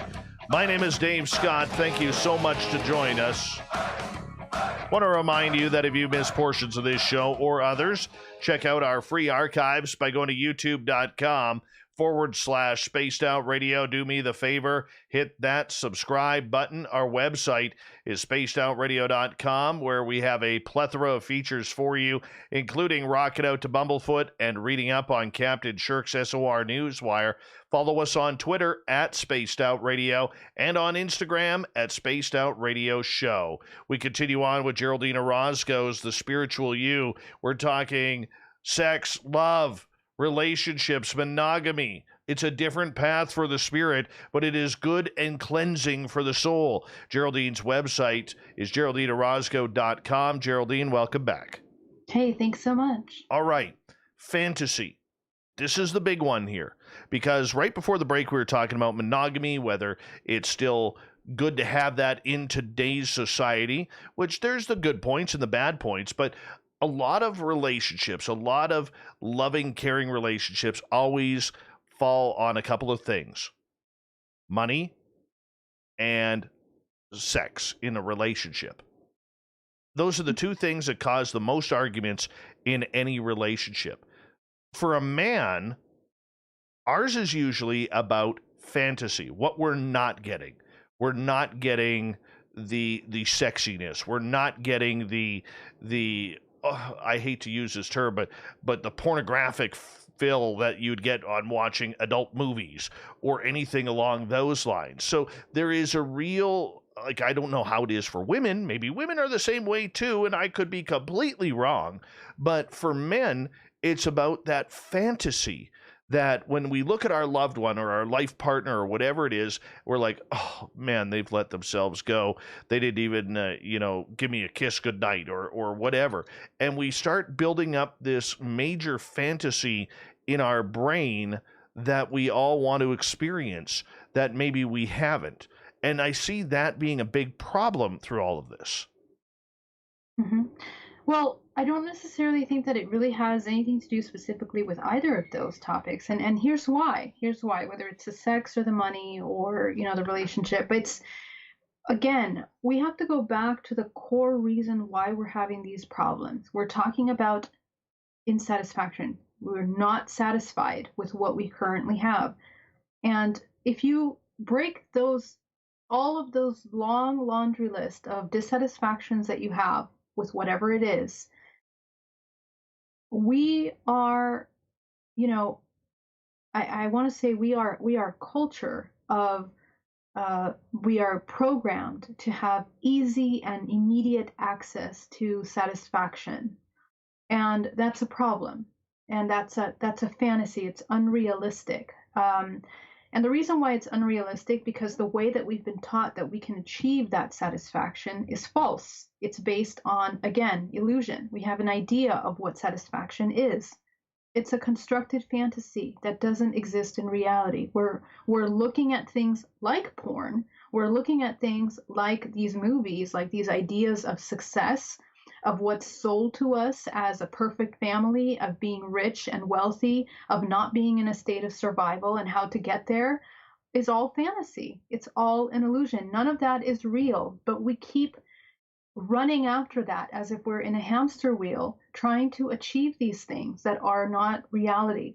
So what we would like to do, and what I invite everyone to do, is to go through this process of a wake-up call to look at the difference between truth, reality, and false fantasy, and step away from those things that are, because the reason why we need those kinds of things is that, again, you're dissatisfied. And it's not that you're dissatisfied with those false illusions. You're also dissatisfied with the inability to provide any kind of fulfillment for yourself that you haven't taken the time to create in yourself. You know, we haven't had that conversation. I mean, do you even know what it is that really makes you feel loved? Have we had that conversation with ourselves? And that can be life-changing, because you realize that you begin to question, who's going to be able to give me that love that for me means that I'm loved? You know, it's tall order. And the thing is that we're putting all these expectations on people that are just as much of a half, like he was saying, as we are. We are also a half. We're half empty. We need to become full. And when we become full, we have discovered how to fulfill ourselves. None of those other things matter. When you become full, you come into alignment with what you're supposed to be doing. You come into your career. You begin to manifest money. You begin to manifest the relationships that are quality and in alignment with a new way of being. And this isn't a fantasy. I mean, this is the way I live my life. I've chosen to live my life that way. And I experience less suffering in this state of complete authenticity and truth with what I'm doing and why I'm doing it than when I was in denial and living a fantasy life. You know, so we have to deconstruct from all of this. And it's very sad. Like, sometimes I watch these the commercials for these shows, and it's like these reality TVs are completely, you know, these shows are based on such extreme fantasy and fake. And our children are watching that. They're growing up with these ideas that are false. They're the same ideas that you and I grew up with. And we had to work through, we had to break through them to find the truth. What we need in our society is more examples of that truth and how to live that. You know, so that's the advice. I mean, we as adults, as parents, you know, we need to hold that example, because otherwise our kids are going to go through that same consistent suffering and searching for fulfillment their entire life that we've experienced in ours. Okay, but you could say that's a product of society. I mean, all you have to do Absolutely. is look at reality television, where you don't sit there like Nirvana or Metallica and bang away at music in your garage from the time you suck as a teenager until the time you are filling out, 20, 30,000 seat stadiums or arenas. Right. You go on stage, you sing a song, and all of a sudden they're going to tell you whether you're a star or not. I mean, that's the reality of what's going on. And we see so much of this instantaneous success rather than having to work for it, that I don't think the younger generations from the 30 on down crowd fully comprehend that there are things that you need to work for, and that Yeah. includes relationships. Right. And and the work begins with you. It begins with us, with our ability to work through our suffering, our pain, doing that heavy dark work that we want to run away from, feeling those ugly, yucky emotions that we've been running away from all our lives. And another thing is that I'm noticing that a lot of the children that are being born at this time, though, and a lot of teenagers, I mean, they are these incredibly advanced children. I mean, they really are. And they are kind of falling now behind all of that. They no longer want to prescribe. They see that and they recognize how foolish, how ridiculous it is. And this is what's so exciting about the kids that are coming in right now. These are, hybrid kids, and we can, go deeper into that topic as well. But I mean, the race is beginning to filter out all of this kind of behavior. We're kind of at the tail end of it. The new generation that's coming in is really looking towards the health of the collective, looking at the health of the world, health of well-being of one another, of each other, and of ourselves. That's where our focus has to be, and we have to do everything possible to, speak to that. Of course, it starts with you, but these children, when I see my younger cousins, I'm so incredibly in love with the fact that, they go to university, they spend time in nature. They yearn for that. They do yearn for that. They don't want to be in front of the TV anymore. Sometimes it's our fault, sometimes because we're so busy with our lives, we give our kids our little phone or a tablet or a TV. And that's something that we have to break patterns from in order to create more organic connection with one another. So I think things are changing, Dave. Things are changing, and I really hope so. Is it spiritual belief that drives a wedge in between these relationships as well? Because somebody may be on a path to opening up and finding whom they are, where another may still be quite enclosed? Absolutely. And this is one of the reasons when I work with my clients, the number one reason why people fall apart is because their values of what's important in their life is not matching anymore. I mean, if your values of your spiritual work, for example, if you want to go deeper into that spiritual work, but your partner isn't ready for that, it's going to be a constant trigger for them because probably, as in resonance, we attract partners that are a match to us. So our subconscious programming for the beliefs and emotions that we're constantly living and repeating throughout our lives is a complement to our partner. And how we learn, how we heal each other as these halves is by making those come up in everyday life, triggering them as much as possible until one of those two partners decides to heal it. And so the idea is that in these conscious partnerships, both of you together work through each one of these things that keep coming up. And that is what a conscious relationship would look like. Both people are choosing to be their best selves at every given time. But there are very few of those, right?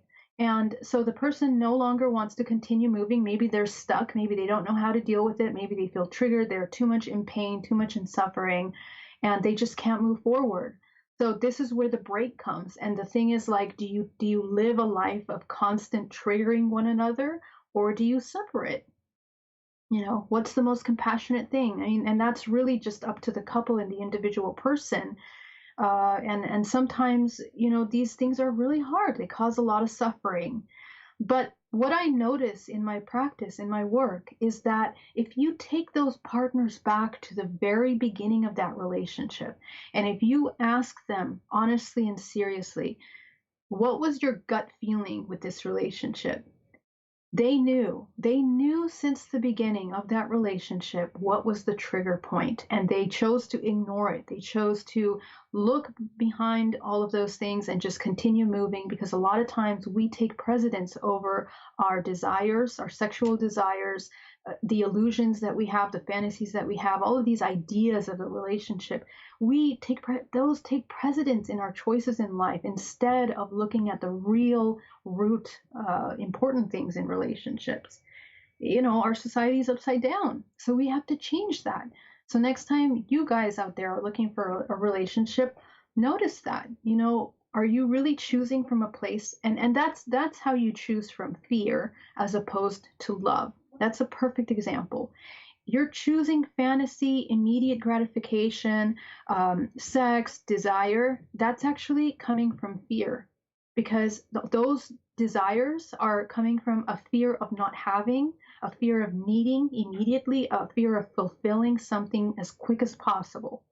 If you made the choice from love, you would love yourself enough to be calm and say, I'm seeing with my eyes wide open all of these problems. And even though I see them, I consciously choose to move forward with that relationship. The tone of that relationship will be a million times different than the other one. See? So it really it begins there. Okay. But it all still ties together, though. You have to love yourself before you can love someone else. Exactly. And that's where we bring it home, where in that moment when you're choosing to unify yourself with someone else, are you looking through this myopic view of not being enough and needing immediate satisfaction instead of complete love and awareness. That's what it means to love yourself, to make choices that are the best for your well-being, body, mind, and soul. That means you know your faults, you know your triggers, you know your suffering and your pain, and you find someone that can be compatible with that in a way where you're the most compassionate to yourself and the other person, instead of pushing that pain, pushing that constantly, because that's what we end up doing, believe it or not. We end up partnering with people that will trigger that because they themselves have also not learned that part that you're learning. That's how we match ourselves. And on a bigger picture, Dave, I just want to take it one step bigger. This is also how we come into our family lineages. When we are choosing what body to incarnate into, we choose our families based on the lessons that we need to learn. It's the same function, it's the same mechanism of unity that happens, the opposites attracting. That's what that means. And it's as above, so below. It's a fractal, which means self-similar, right? We're experiencing self-similar patterns in our unions, in our collective families, in our relationships, and in the universe. We are experiencing these self-similar patterns of union. So once we understand that pattern, we understand what it means when we come into union and when it means when we come into union with another person. We have to learn those patterns. But the instant bliss is the drug. That's the devil. That's the one we're trying to fight. That's very interesting that you brought that up, because here's the thing. There have been so many studies about the power of bliss, the power of the orgasm, that organic creation, that spark of life. Now, the human body operates best when it's in a moment of bliss. There have been studies where people have been hooked up to machines, made to have an orgasm, and they charted out everything that happened. The body comes into this incredible well-being, and everything is working in unison with one another within the organism. Okay, so, but it's not about the orgasm. It's about the chemicals that are released within the body. And so if we can learn to trigger and stimulate those kinds of chemicals in the body that create health and well-being within us, this is how you bring the body into a state of well-being, health. Your immune system powers up, and you begin to activate other superpowers, like, for example, your intuition and other things like this. Okay, this is the power of bliss. And so this is why people, create like these organite, which is based on the idea of orgone energy, which we find in nature. And nature is the perfect example of balance, of this kind of incredible balance and unity of this feminine and masculine duality. We have that in our body. And the way to bring that into balance is by addressing the negative and positive aspects of ourselves, becoming aware of all of those, and integrating them. Couple questions from Jim. Question 1, what if you don't have time to wait until you love yourself? Well, here's the thing. If you don't have time to wait, you're, here's the law of incarnation, okay? The laws of these organisms that we're here experiencing on Earth. When we come in and we incarnate into this body, we're here to experience all possibilities. So you have a choice. You have the free will to choose either to experience love or fear. And that's what it comes down to. So the question is your life going to be based on experiencing fear, or is your life going to be based on experiencing love? And at the end of this life, whatever your vibrational frequency is at, wherever you're at the end of all those experiences, will designate the next journey, because you will be a vibrational resonance to the next potential experience. And this is one of your fractals of infinite fractals that you're made up of. So it really just depends on you. And there is no right and wrong, right? So you can choose to live a life of not finding that self-love, but it's also going to design what you're going to experience. You're manifesting from that place. Core beliefs are built from that rejection of the self. When an organism rejects itself, it becomes cancerous to itself, because it doesn't love itself. It doesn't want itself. And so the only natural end result of that is destruction, ultimately. And oftentimes it's illness, it's suffering, it's pain, all kinds of things manifest in the body. And so if we look at the world around us, unfortunately, we see more of that than we see of vital health, well-being, powerful people. We want to make a shift from that. I mean, if you want to, right? There's free will. You can choose one or the other. But this is the invitation, and what this information is for, is to make that choice. All right. His second question is, what about compatibility then? Okay. But again, the compatibility, in order to be compatible, everything that you are is a result of everything that you've experienced, known, and learned in your life.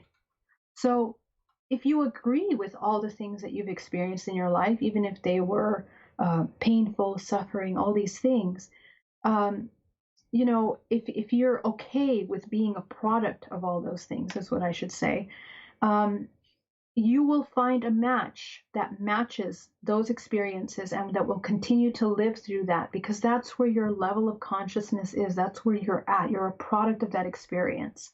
When you begin to work on yourself and begin to help yourself through the process of self-love, you begin to change those programs. You're changing the vibrational frequency. You're building new neural pathways in the brain. Your entire organism is functioning at a different level. So you are now a match for something different. So then compatibility comes in when you're, either one of those things. You're going to be a match to either one of those things. So the thing is that we always attract opportunities to help us expand the most. And oftentimes those connections might be very difficult. They're going to take you through to the next potential greatest expansion of your soul. And that can be a very traumatic experience, or it can be a pleasant one. So it just really depends on you, how you want to experience things. Okay. This leads to Cherie's question. Have you ever felt divine source bliss and an explosion of light when hugging your divine complement? Fireworks just from a hug.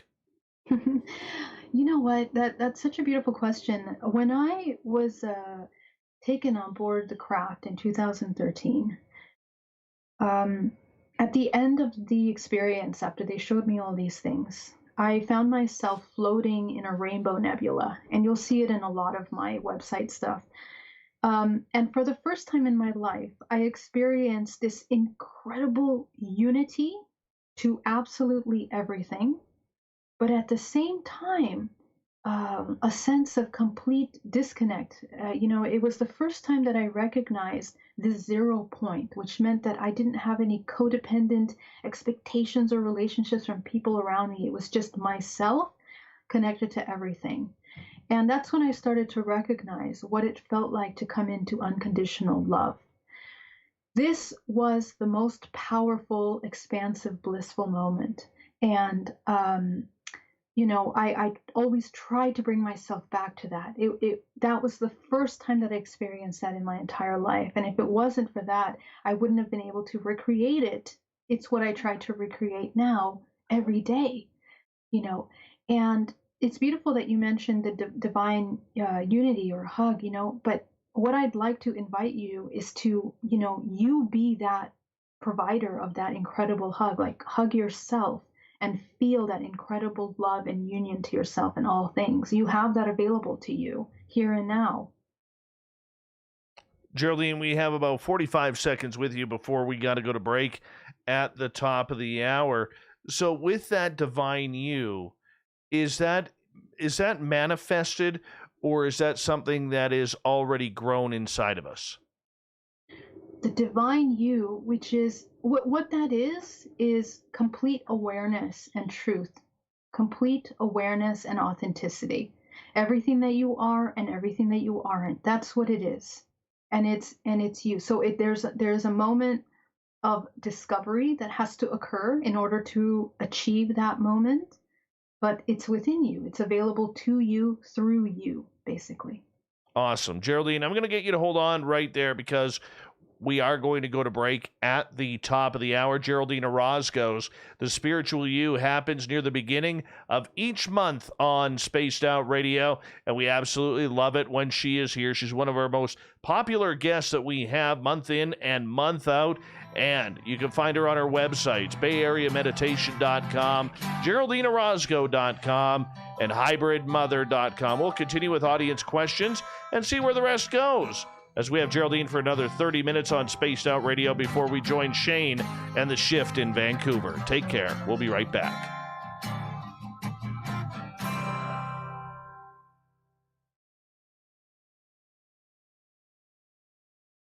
All right, we're clear. I'm just going to run my puppies out, okay? We got 6 minutes. Okay, I'll be right back. Tonight, what to do, what to do. Why not get bumblefucked? 4 million Scoville units of pure hard rock. Bumblefoot hot sauces come in 3 flavors. The burning bumble. Tone it down a bit with Bumblelicious and throw the sauce on everything. Spice it up. Bumble me, baby. Bumblefoot hot sauce. Get it today at kajans.com. Hello, space travelers. It's me again, Carl. Don't forget to join the Space Travelers Club for just $5 a month and follow Spaced Out Radio on Twitter at Spaced Out Radio. Our Instagram, Dave Scott SOR. Our Facebook page is Spaced Out Radio Show. Our archives are free at youtube.com/Spaced Out Radio. Come woo it up with Spaced Out Radio today. Bye!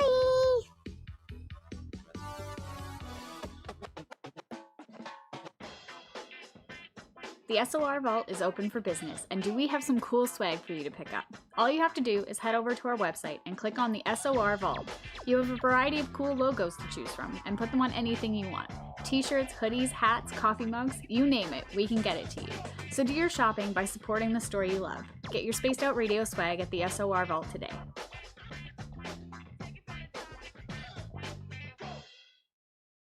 Hey Space Travelers, this is John Resig, founder of the Chive and Chive Charities. If you know anything about our website, you know we like to do things a little differently. We're not some faceless organization collecting money for a nebulous cause. Our donor dollars go directly toward life-improving items. Then we give those items directly to an underdog who needs it most. To become a donor with Spaced Out Radio's official charity, Chive Charities, just go to chivecharities.org/donate.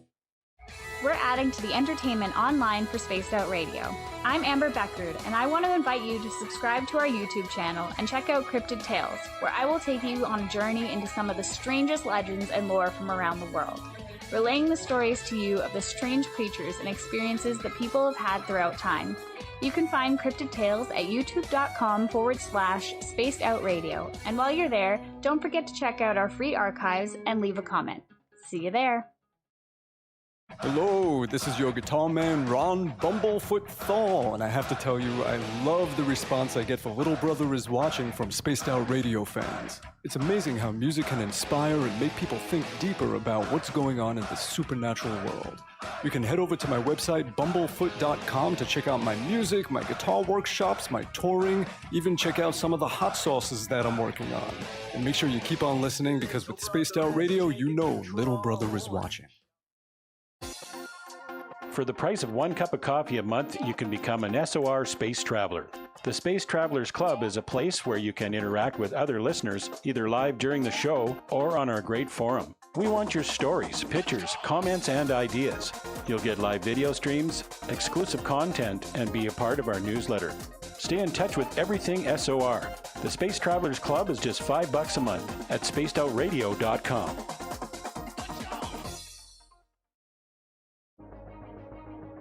Hello everyone, this is Ryan Stacy from the Experiencer Support Association, otherwise known as TESSA.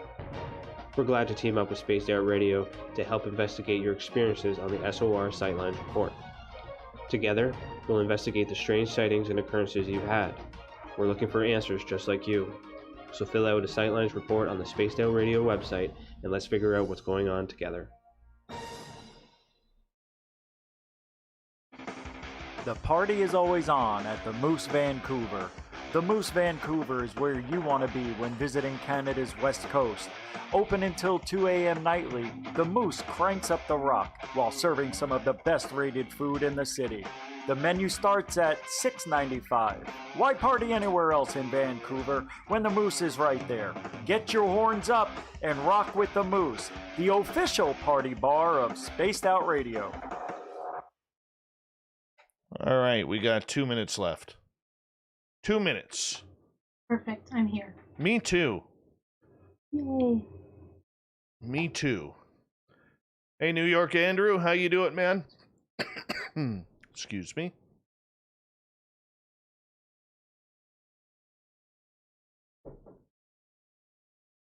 I like Andrew's comment. I can have 16 wives, 4 richer, 4 poorer, 4 better, 4 worse. That's awesome. Hi, Bombshell Bomber. All right. We've got about just over a minute and a quarter here.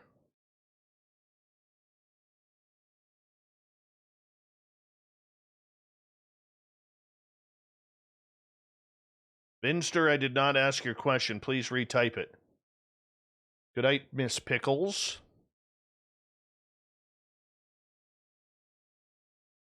Mm-hmm. 1 minute. Thank you to everyone in the super chat tonight. Really do appreciate the love and support you have for this show. Thank you to everyone new who hit that subscribe button and the thumbs up, thumbs down. Remember, you can shop for your Spaced Out Radio gear by going to facebook.com/the SOR Vault. Here we go with hour 3. Contact us at... I lied. We got like 30 seconds. Okay. Screws me up. Screws me up. Well, we've never gone down this road before, Geraldine. Ever. Yeah, this is I'm surprised we haven't gone down here. It's such an important topic, but yeah, it's good to talk about it. Cool. All Since right. Valentine's Day is around the corner. Hold on.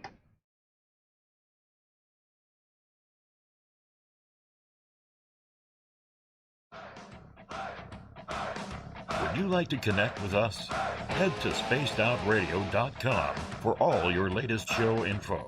Now, back to Dave Scott and SOR. Third and final hour of Spaced Out Radio is now underway. Thank you so much for taking the time to join us. We really do appreciate everyone listening in on our terrestrial radio stations across North America, digitally on KPNL, Revolution Radio, and TalkStream Live.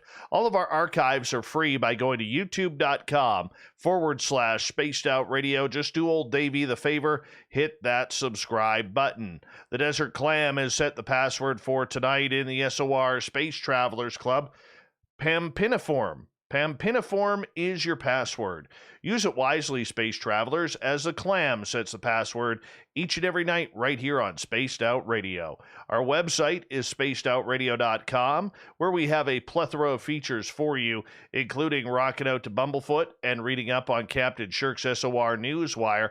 Follow us on Twitter at Spaced Out Radio and on Instagram at Spaced Out Radio Show. We continue on with an intimate version of the Spiritual You tonight with Geraldine Orozco from BayAreaMeditation.com, GeraldineOrozco.com. Geraldine, welcome back. Hey, happy to be here. Oh, not a problem. We kind of like having you here. That's why we bring you in once a month to go over our Zen and our Chi. And apparently our sexuality tonight, which is a little bit off base from what we normally do, but I think it's kind of cool that we've opened up this door. Yeah, super love it. All right. Love, intimacy, how we find that spiritual fulfillment out of ourselves, out of each other, out of our partners. Is it about dating? Is it about finding those little sparks that, you know, when you look at that someone that you see, especially if you've been with them forever, okay, you know, how do you go back and try and find what made you happy so many years ago? You know, that's a great question. And I think that what we want to look at, because remember, like back then, we were also a different person. We had different ideas, different expectations. So then do we really want to look at them with those same eyes again? We have learned so much, we have grown so much since that moment, hopefully, through our life experiences. And really, I mean, we're constantly evolving. And I think it would help us to look at ourselves more like this constantly evolving organism as opposed to just this human that's going from one experience to the next. And what that'll help us do is that we have to see them with ourselves now, and so hopefully we're doing that from our most authentic self and the part of us that has taken the time to learn ourselves. In the spiritual work that I do and that I teach, I really recognize that I change constantly all the time. And as we know, this is the one thing that's the constant in our reality is constant change. It would do us more realistic and it would be better if we were to look at things in those eyes instead of trying to look back at the past or things that we used to love about that person. If we're constantly rediscovering them, if we're constantly seeing them for what they are now, noticing where we are in that moment, I think that would be assisting the longevity of a relationship. That's honoring truth, honoring what is real here and now. And that's the healthiest way to be. That's the healthiest way to be in alignment with yourself and with this other person. Is that real, though? Yeah. That's the thing.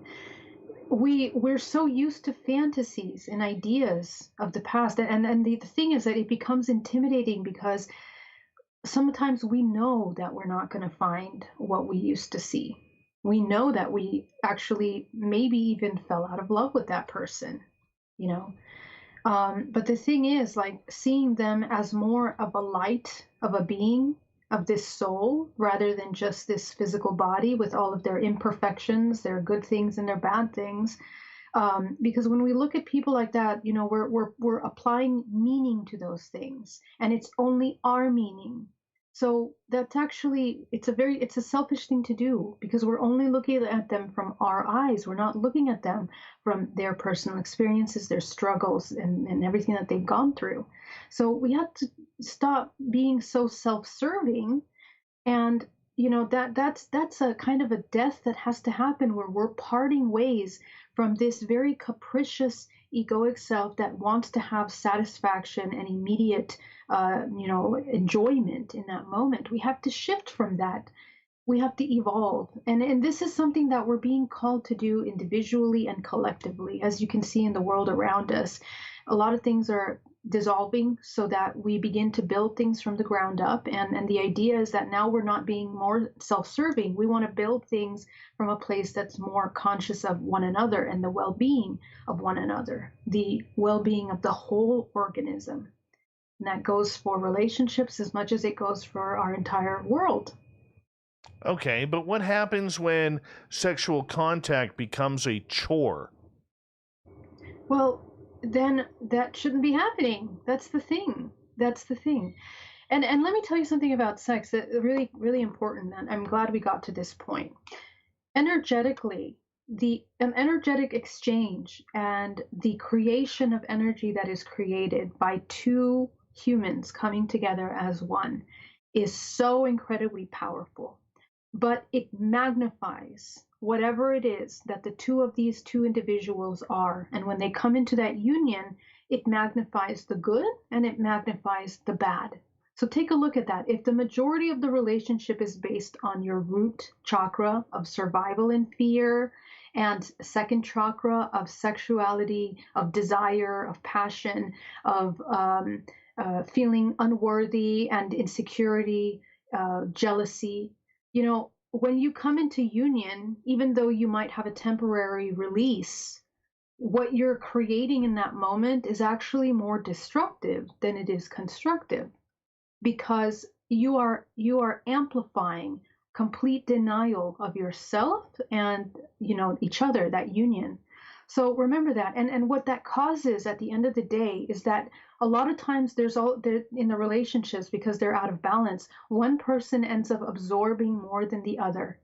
You take on all their basically garbage, all the stuff that they haven't resolved within themselves, you take it on yourself. And so this happens in these kinds of sexual exchanges a lot. And so people come to me to have that cleared.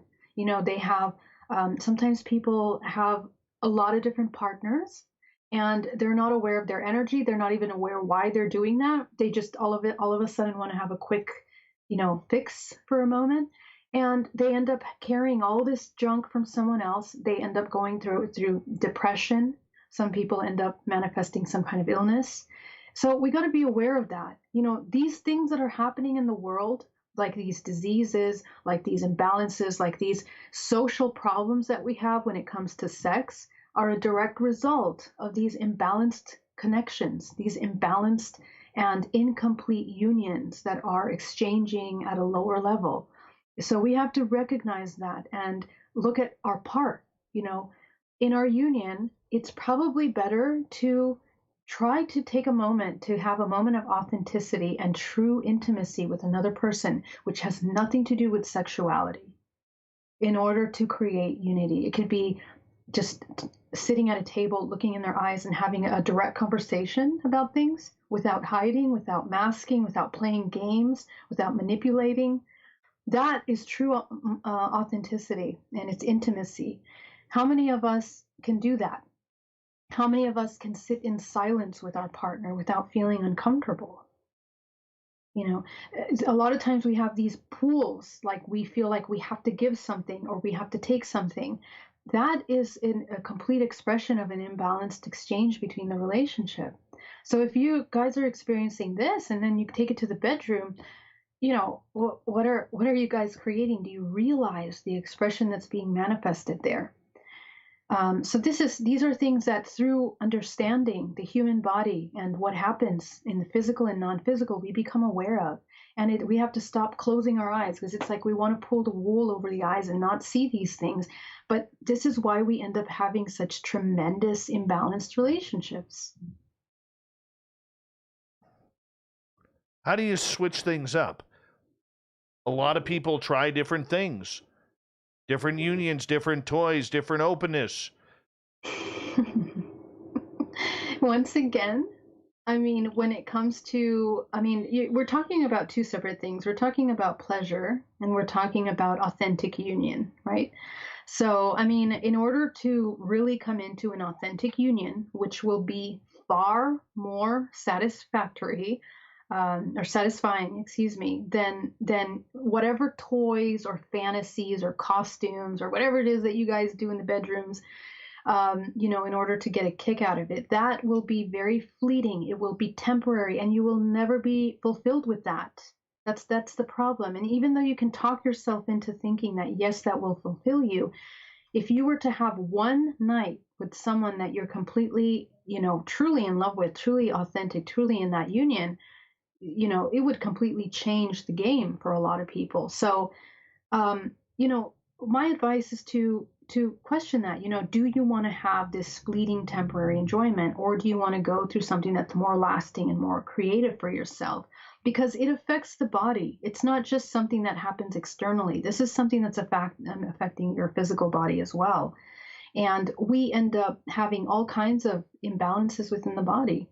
And a lot of things that happen with sex especially is that we end up going into depression, because the body is basically being manipulated by the endorphins that are running through the chemistry of the body, and we're addicted to a high. It's like a drug, right? We're addicted to that temporary high that we can never create again until we get to that next high. And so we create all kinds of things to get us back to that high, and things go out of hand. So what the human is looking for in that high, what is that high?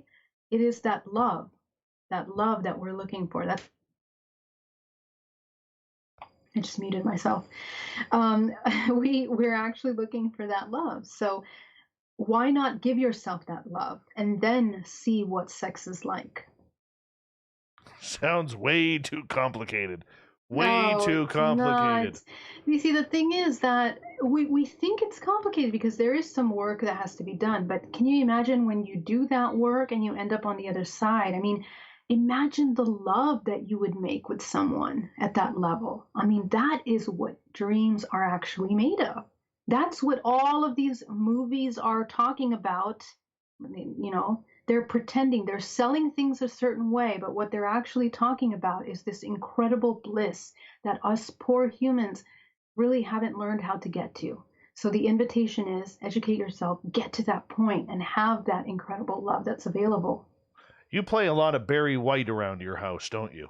I don't. Oh, I think you do. Oh, no. Totally.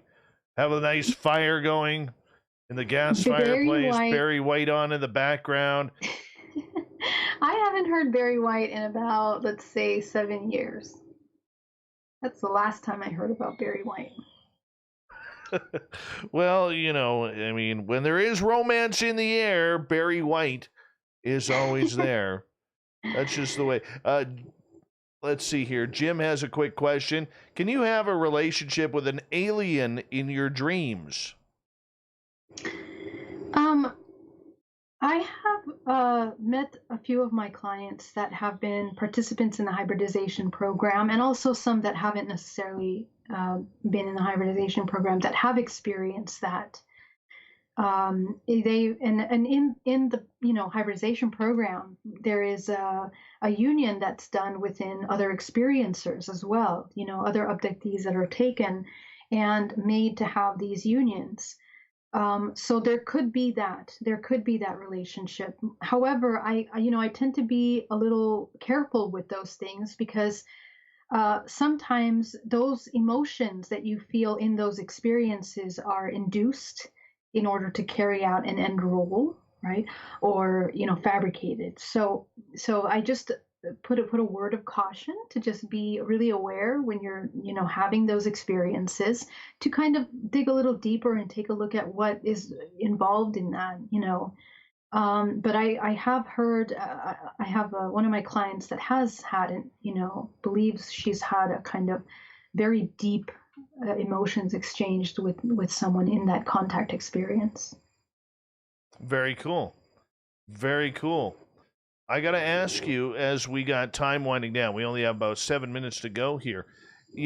With the hybridization program, what happens if you connect with someone, another human being, let's say, while being taken by extraterrestrials?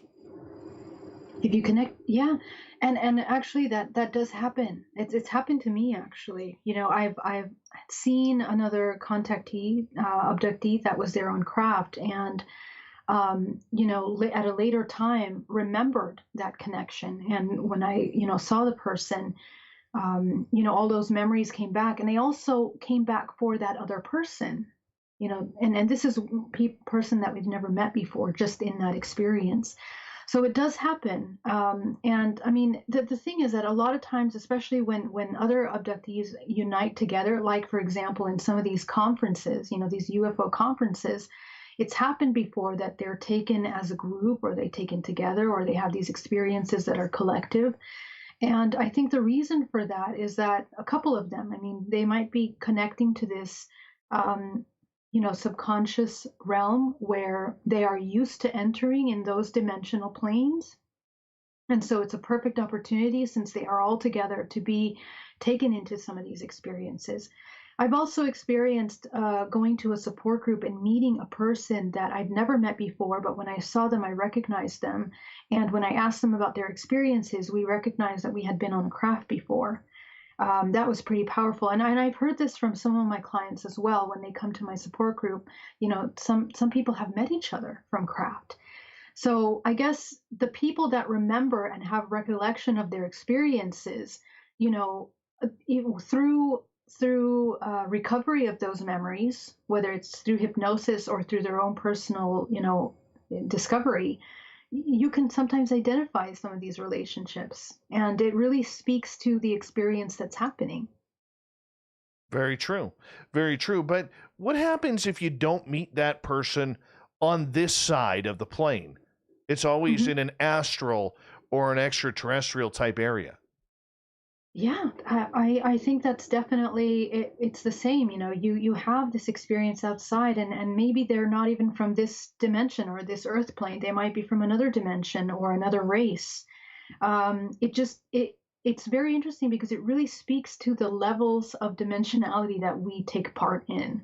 You know, when we astral travel, sometimes we go into other dimensional planes, which we connect with other beings. And so we have to remember that everyone that we interconnect with, we are one. Again, we are one. Even if it's another dimensional plane, they are a fractal of our own self.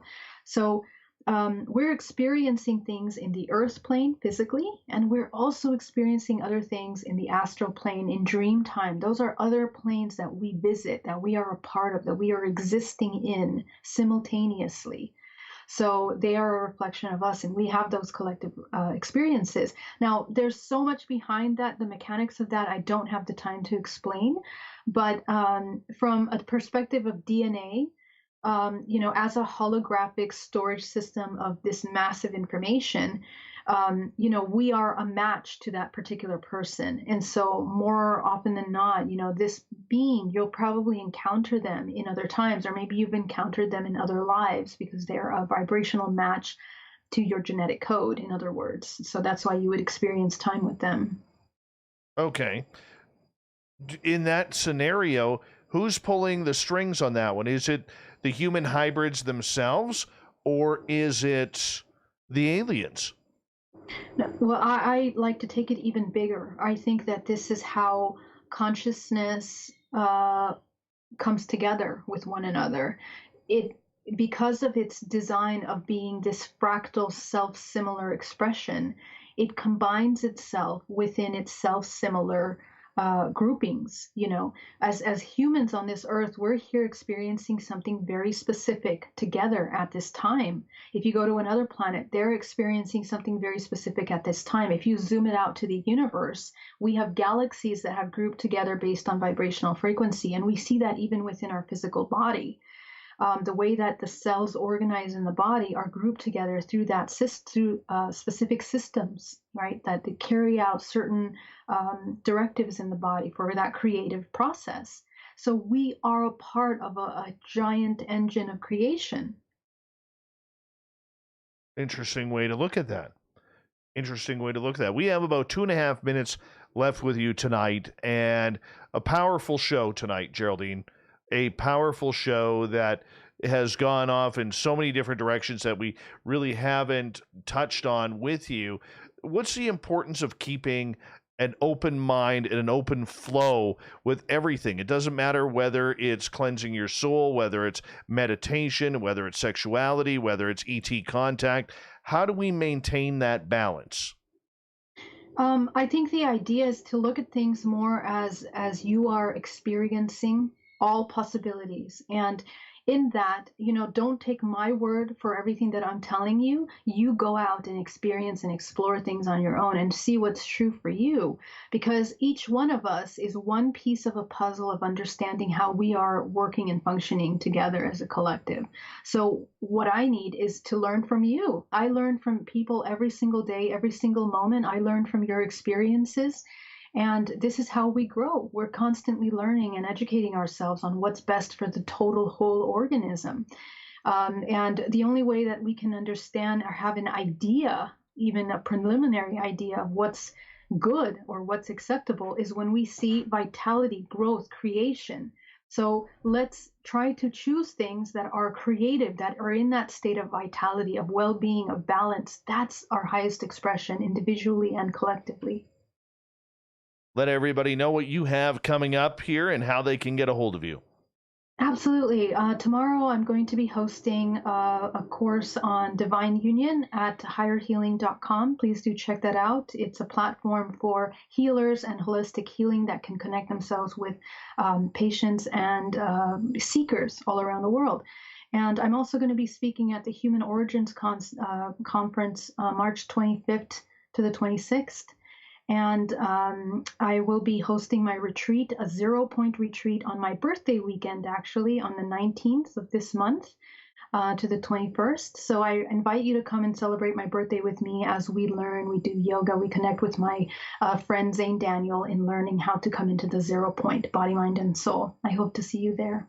That's awesome. That is absolutely awesome. And this is a show that flew on by tonight, Geraldine. And I want to say thank you once again for being part of Spaced Out Radio and the Spiritual You, which happens near the beginning of each month here. You are a very, very special person to us and our listeners, and we absolutely love you. Thank you so much for coming on the show. Thank you so much. It's an honor to be here. Love you so much. Thank you for your work, and thank you for all our beautiful listeners. All my love, and I'll see you next month.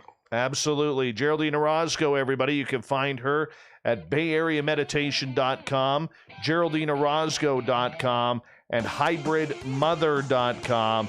We'll talk to her near the beginning of March. Coming up next, we're going to join Shane and the Shift in Vancouver. Then we got the Newswire and the Thought of the Dave. Spaced Out Radio continues right after this.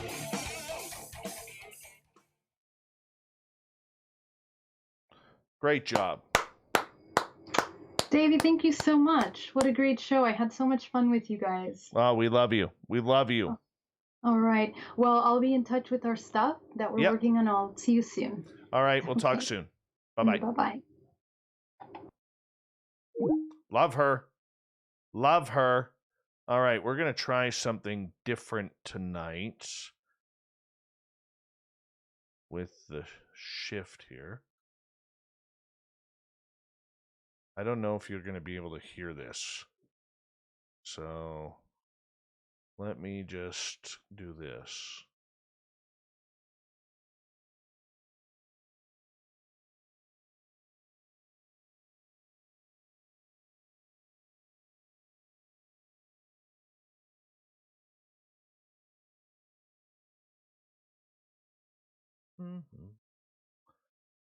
I don't know. This is so new.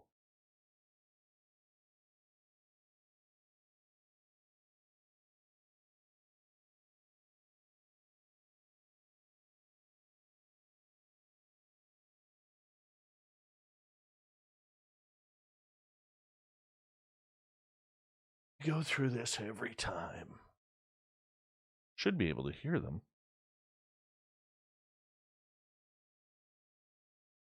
Hey, buddy, test 1, 2, 2, 2, 2. If you two, like two. it hot.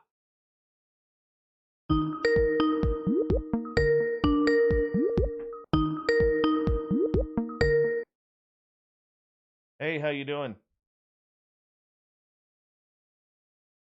Good. That's good hair, man. Good hair. Thank you, buddy. Thank you. I'm trying to keep up with Shane. Hey, I got you guys on audio here. Yeah. Yeah, through Zoom.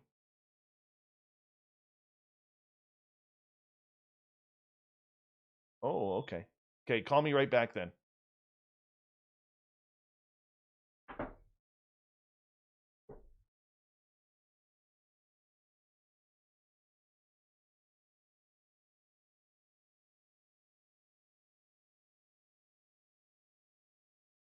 One second, guys. We're just trying to get connected. Mr. Cowley with an awesome super chat.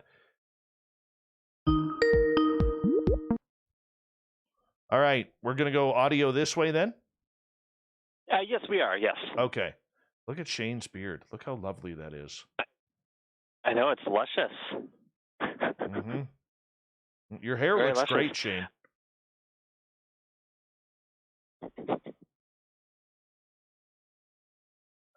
All right, Dave. Again, we've got everything good here, and thanks for joining us on the call here. Oh, no worries.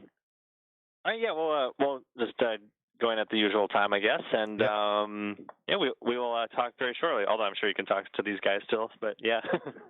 Yeah, perfect. Hold tight here. Available flights to Vancouver Island and back. From early morning to evening, fly between Vancouver Harbor and Victoria. Here, we'll shut that down so that way we can't hear them. And where are we here? Oh, we got like 2 minutes. 2 minutes. Oh, hold on. Movie over here.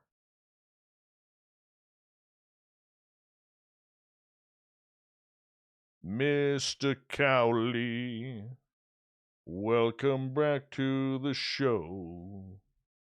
Oh, Mr. Cowley, Super Chat Spaced Out Radio. There we go.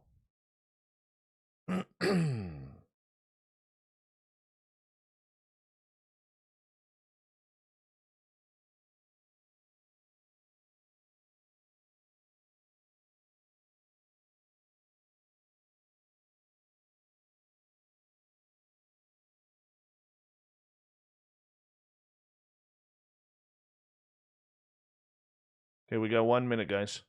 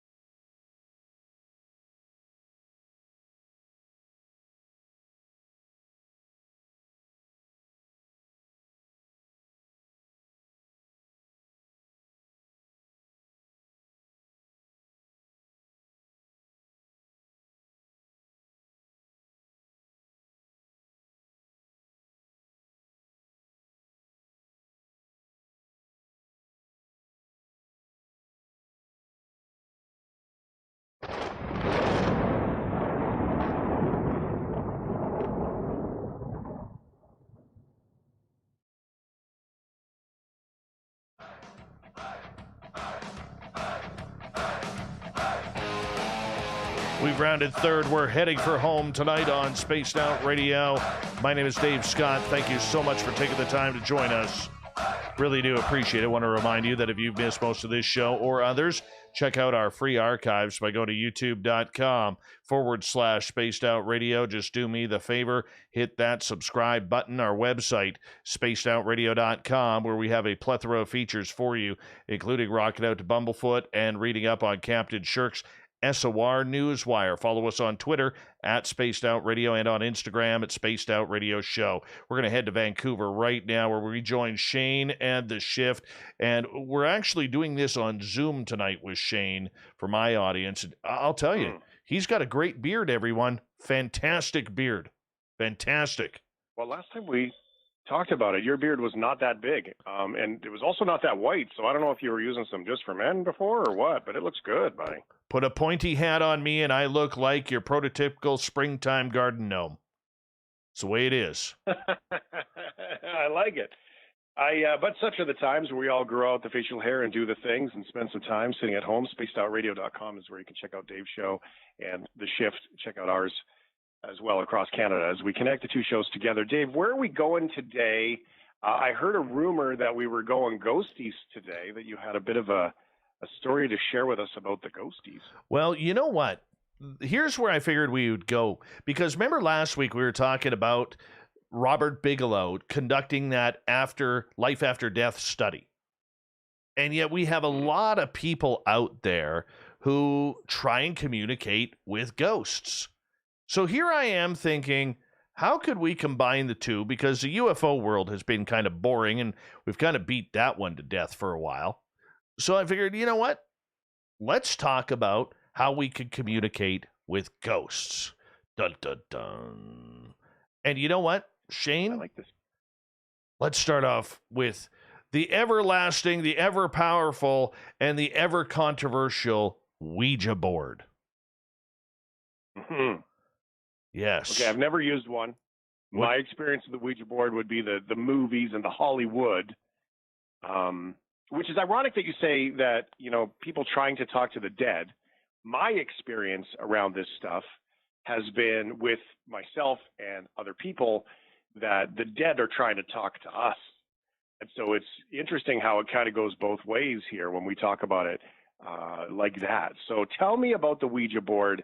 I'm a skeptic because it's a hands-on human thing, but the reality is I'm open to listening because my experience around the ghosties has always been surprising. So. Well, a lot of people believe it's not the board, it's the planchette that is haunted, so to speak, if we put it in that terms. So basically, you lightly put your fingers on the planchette. You get more than one person because you never want to do it alone, because just in case something attaches to you and you just can't shake it, that's never a good thing.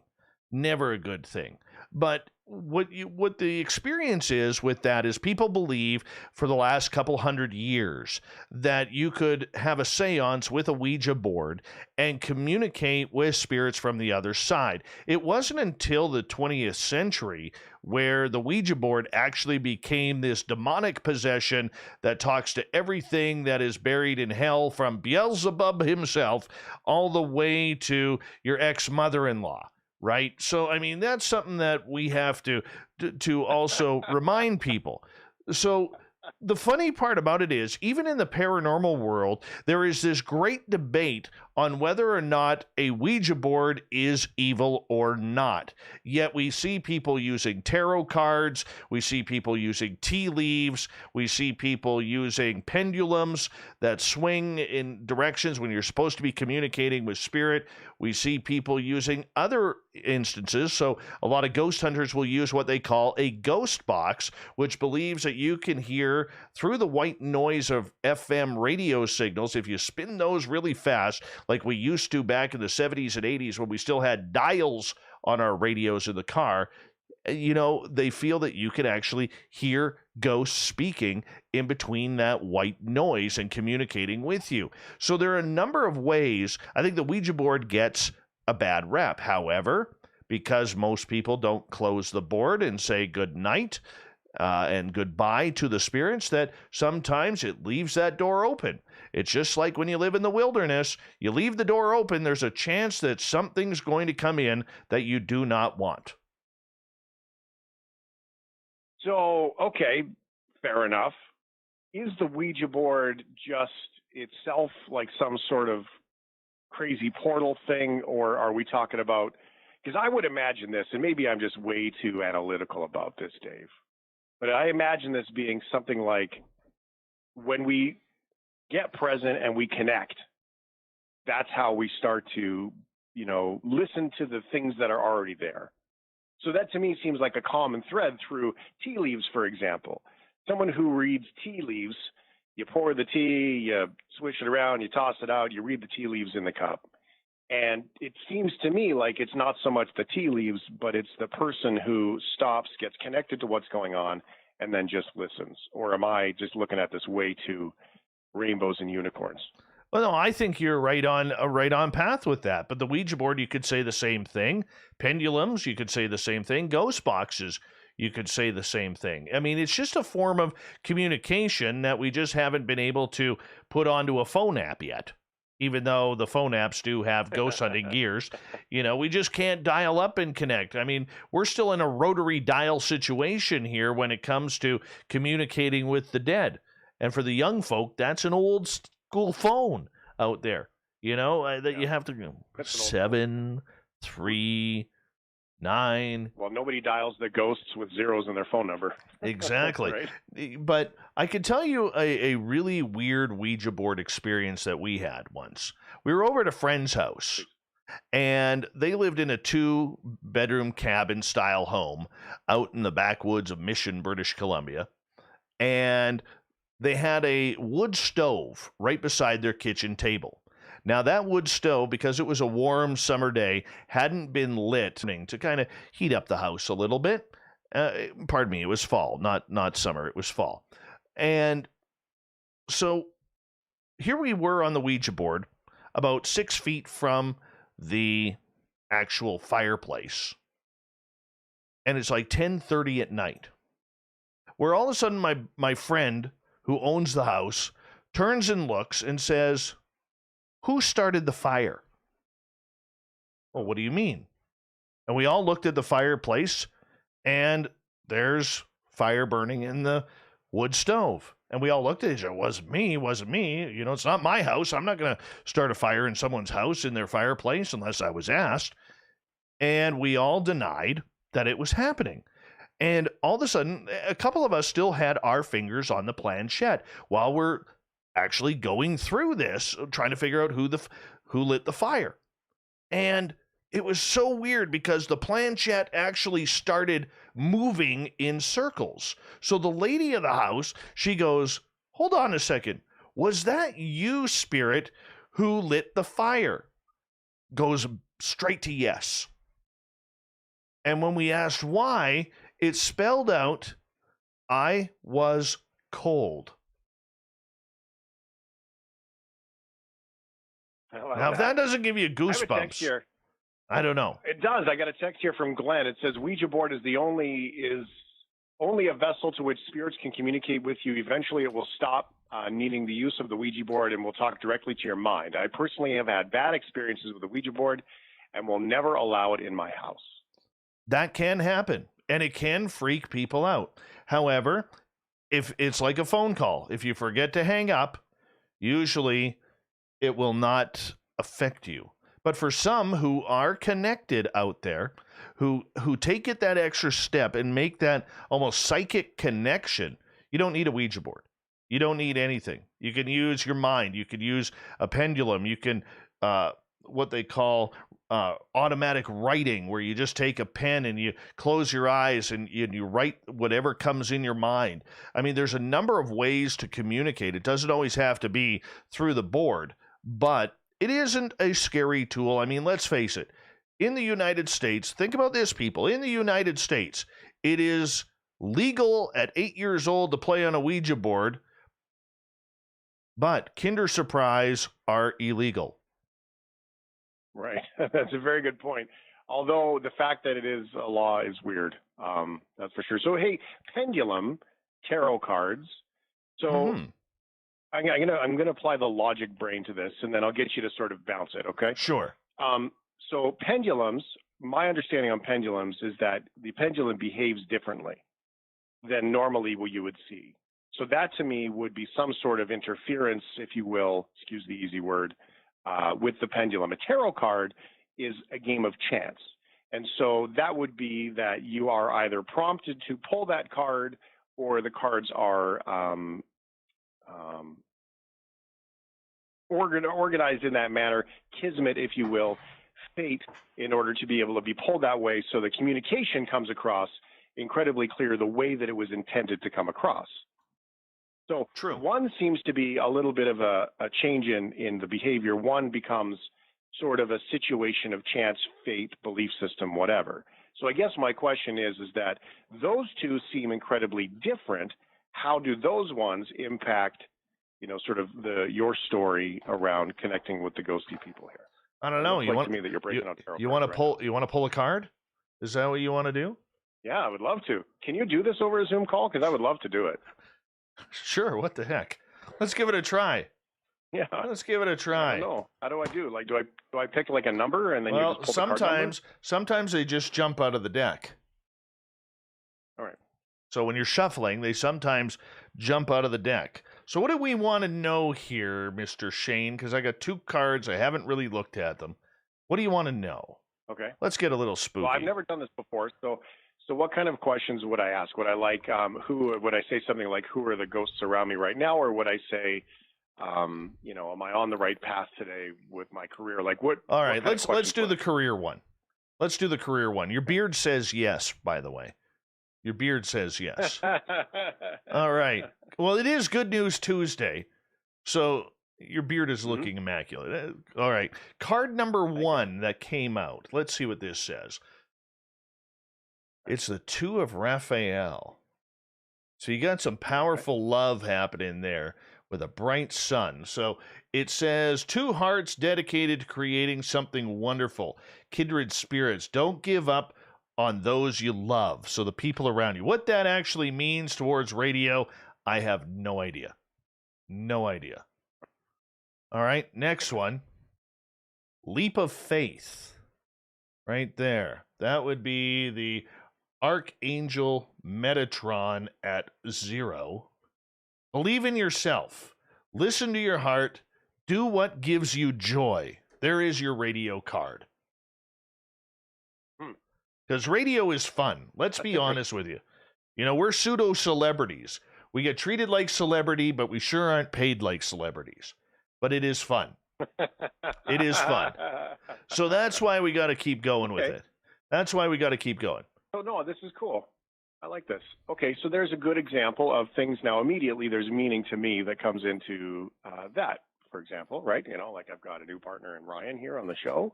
You know, I've always had Maddie around. I'm a stand for love. It says it on all my social media right there. That's a big thing for me on the show is for the listeners, agree or disagree, that we're going to love one another. And so there's meaning behind it. That feels all right. So now, would we just leave that there, or what would we do? Well, I mean, a lot of times, like, I don't really read a lot of cards. I just kind of have these because they're cool in my studio. You know, I just need some haunted objects here. That would be really cool, but my house is haunted enough. But I would say this, okay? I would say this. I have read cards, and I've had cards read for me that are really potent and powerful. I've also had people read cards for me where I look at the person like they have 3 eyes and 2 noses. So, I mean, it really all depends what kind of psychic translation you are getting from the cards. A person who can really read cards isn't really looking at you. They're studying the card. Like if I'm doing a card reading for someone, I want the question to be as vague as possible because I want the card to tell the story. You know what I'm saying? And anybody who says different, well, that's just their way of doing things. I may not agree with that, but I don't want to look at the person. I don't want to study the person because, you know what? I don't want their emotions or their little poker tells to tell me whether I'm on the right path or not.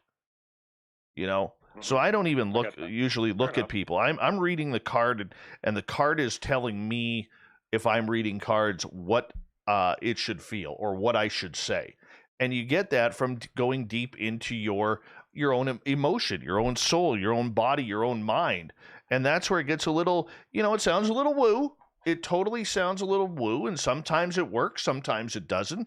Sometimes you get someone who no matter what you say, they're not going to believe what you said anyways, and they're not going to confirm or deny. And that is pretty much it. I mean, but like I said, you can use anything. You know, you can use anything in regards to whatever you want to read. Like I said, Ouija boards aren't evil. That's just a media misconception and a religious misconception. You know, pendulums are weird. They're fun, but they're not evil. Ghost boxes are not evil. And if you try and you learn the paranormal and you want to communicate with something really cool, give it a try. But make sure you're protected. Okay, and make sure you say goodnight. Make sure you say goodnight and goodbye. Close off that connection. All right, this one text that comes in before we say goodnight and goodbye to you, Dave Scott, is had a Ouija board in my youth, used to ask who I would marry, how many kids I'd have, etc. Never said goodnight, though. Now I know why my life is screwed up. So close the door. Close the door. Close the door. Oh, man. Thanks, Dave. It's great to see you. Thanks for joining us on the Zoom call. We love to see your face, so that's awesome. Dave Absolutely, Scott, brother. space.radio.com. Thanks, buddy. You guys take care. Have a good one.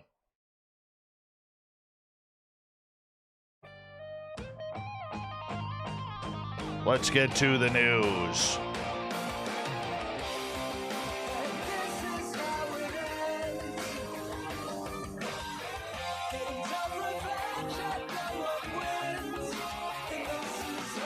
The news is always changing, which is why we bring you the SOR Newswire at the back end of every show, where we get to the weird, the strange, the wacky, and sometimes, let's go into weirdness. Police in LA said 6 people have been arrested.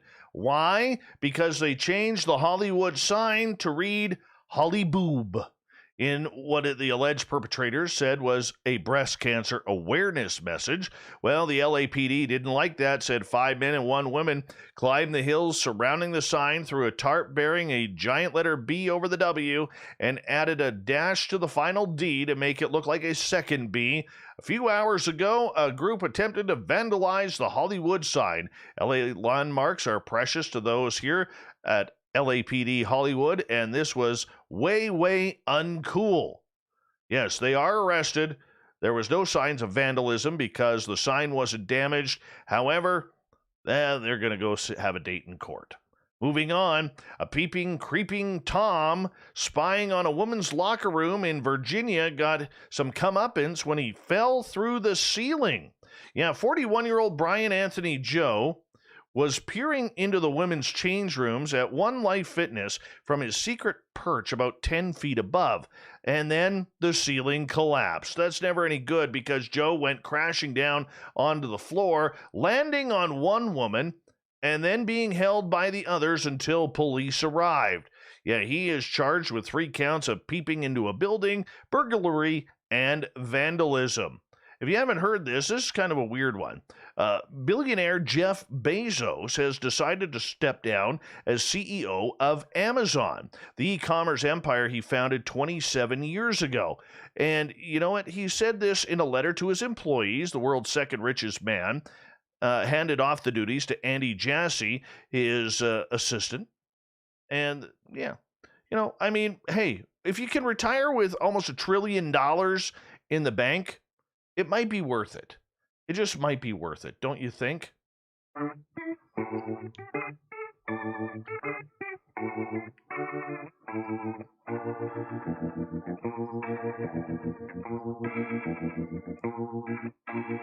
Thought of the Dave happens every night at this time, where we ask a question on our Facebook and Twitter pages, then read your responses on the air because we love the audience participation around here. Today's Thought of the Dave is as follows.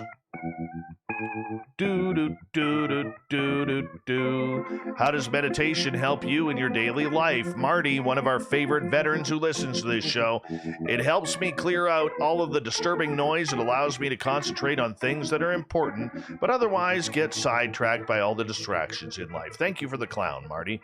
Alamu says, it helps me keep my personal awareness intact, meaning others aren't as able to disturb my mojo. Crystal, you can slow down the hurriedness of life, see different perspectives, and find peace to solutions. Very, very nice. Moving on. Mike, it's usually me saying, mind your mediator business. Carrie Lydon. It creates a field that opens your mind to relaxation levels that aren't available during normal daytime activities with work and family. It gives you a chance to focus on yourself, your future, and your body while communicating with your universe. We got time for one more here. Serena says, I use it to distress, decompress, reconnect with my higher self and spirit team. Multi-dimensional work is where it's at. Reiki and energy healings. Thank you to everyone who hung out and took part in the Thought of the Dave. We will do it all again tomorrow on Facebook and on Twitter, so make sure you check it on out if you want to play along, and we'll read yours on the air. Thank you to Captain Shirk for the abbreviated SOR Newswire. You can find that on our website. To Shane at the Shift in Vancouver, where we went right across Canada talking about Ouija boards and connection. And, of course, to the lovely and talented Geraldine Orozco for the Spiritual You. Geraldine will be back next month. We got Mr. Ron Bumblefoot Thal rocking in the background with Little Brother is Watching. Bumblefoot is the official music of Spaced Out Radio, rocking us in and out of every single show. Get your horns up for the guitar god himself. Special thanks to everybody listening in at home, at work, in your cars, wherever you may be. Thank you to everyone participating in our chat rooms tonight on YouTube, LGAB, Revolution Radio, Spreaker, Facebook, the Space Travelers Club, and on Twitter at #SpacedOutRadio. You were all awesome tonight.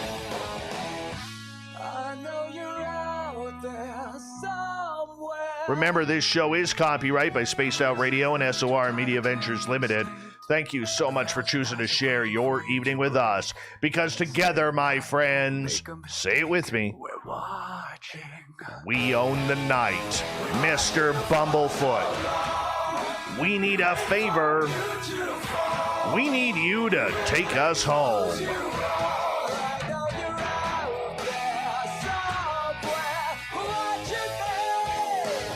Yes, the Woo train has docked for the night.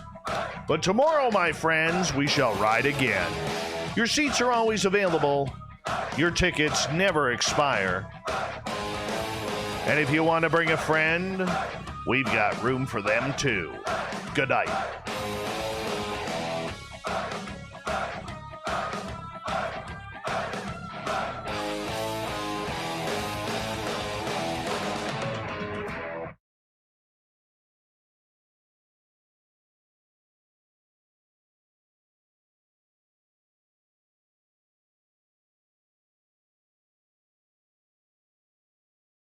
Well, that was fun.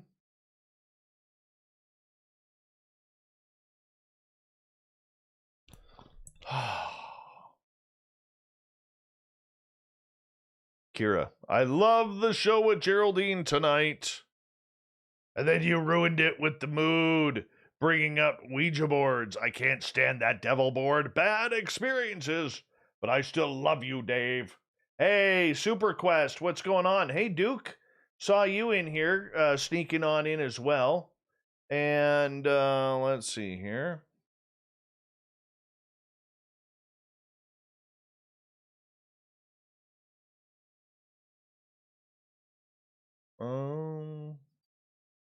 Let's see here. Brett Lewis is here, everyone. We can finally start the show now that Brett Lewis is here. He's been dodging the last few shows. Don't know where he's been hiding. But Brett Lewis is finally here.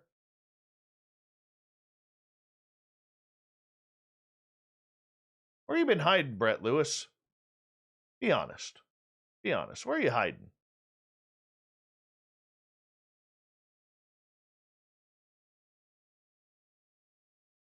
Time to replay because of insomnia. Oh, Helena. I'm sorry you have insomnia. That sucks. Insomnia sucks.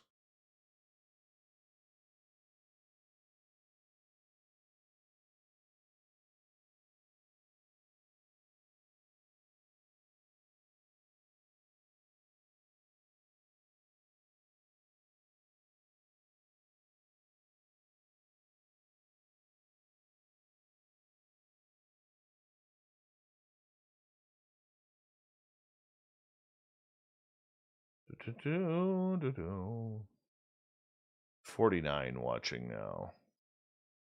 49.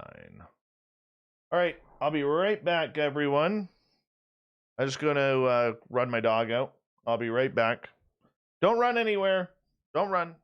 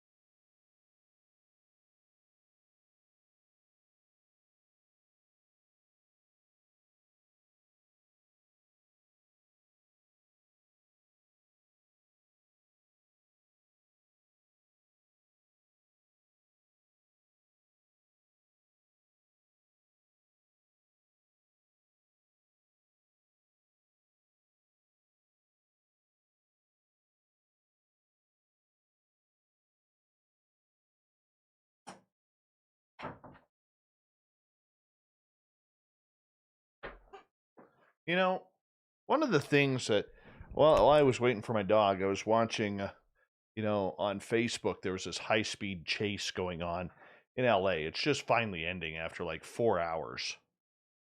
And one of the things that I always wonder about is, why do you hit the freeway?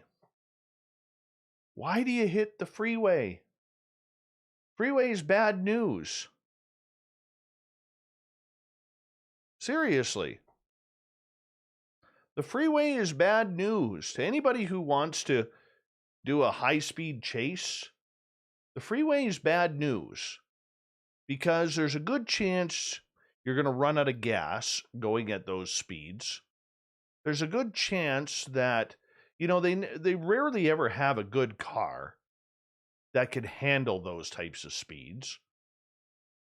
And usually what happens is you end up blowing a motor, transmission, something along those lines. And that's never any good. You got to keep it in the city. You have to. You have to keep it in the city. You got to know where your underground parking lots are. Because if you have to bolt and run, okay, if you have to bolt and run, which does happen, all right, at least it gives you an escape route. You go out on the freeway, you can't get away from shit. You can't. I never understood that. Now, I realize they are criminals, okay? And criminals aren't the smartest bunch out there. I get that. But if you know you're going to jail because of this, and I've never been to jail, never want to go to jail or anything like that. But if you know that's where you're heading, okay, give yourself an escape, at least a chance to escape. You're never going to do that on the freeway.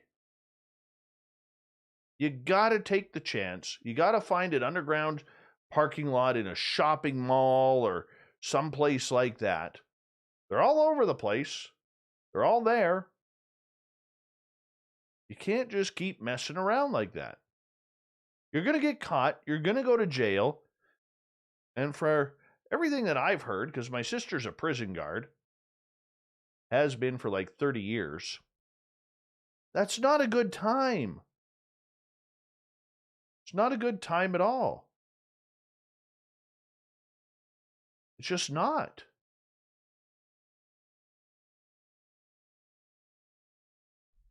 Hey, Irish Lincoln, pardon me, how are you? Exactly, Dave Drake. Know your environment. You got to have a plan. Exactly. Come on. So at least I'm not the only one thinking about this.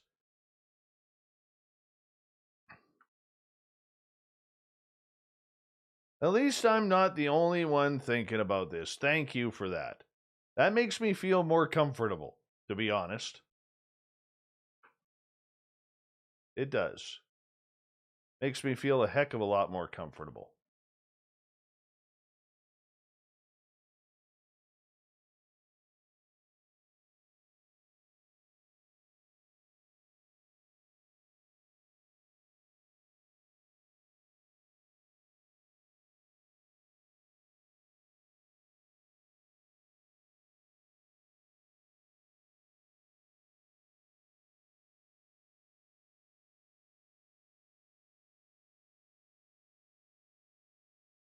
Hey, Duke, I'm going to assume that you're not very happy with the fact that they're refiring up Finding Bigfoot.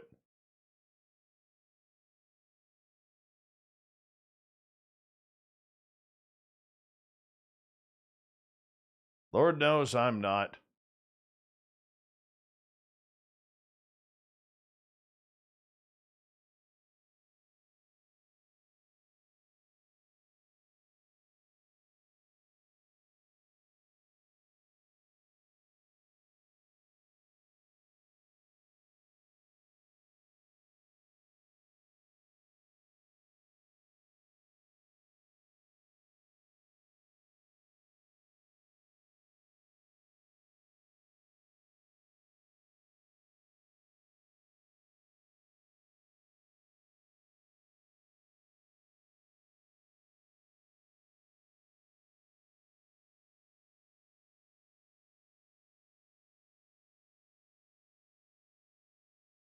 Now, see, in the woods, the woods don't work. You can't go into the forest because the chances of them bringing in a dog to hunt you down are very good. Plus, they got the thermal imaging. You got to stick to a shopping mall or some sort of underground parking. Okay, it doesn't matter if they have cameras. Okay, because it's going to take them a little bit of time to get to the cameras. All right.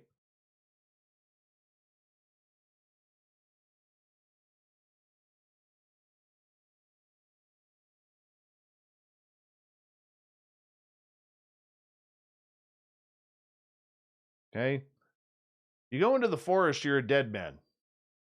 Because then you're going to get attacked by a German Shepherd. And that is something that I never want to happen.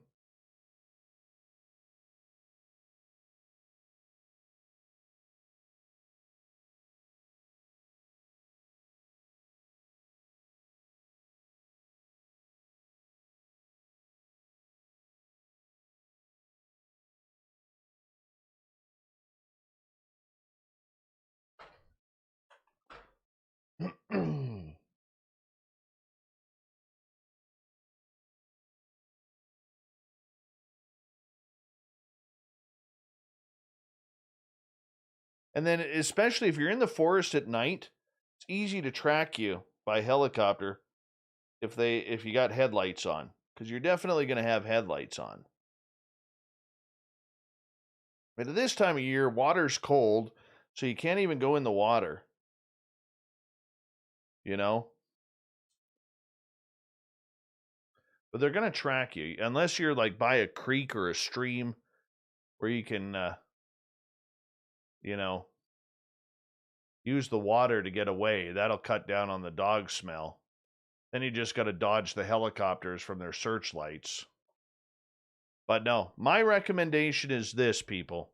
My recommendation is this. You always carry a bag with extra clothes. All right? Always carry a bag with extra clothes, number one. What am I missing here? One, two, three, 4. Darn it. All right. Son of a gun. Hold on. I'll do number 4 here for a quick sec.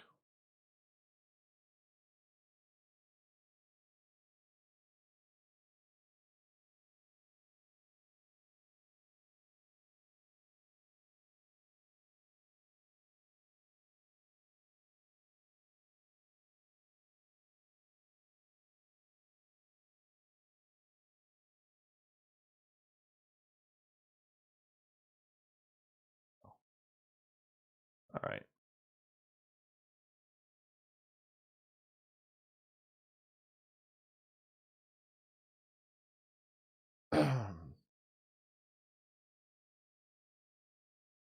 Put that there. Let's go. 1, 2, 3, 4, 5, 6.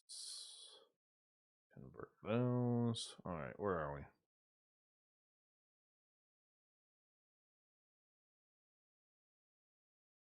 I don't get that, Pickles.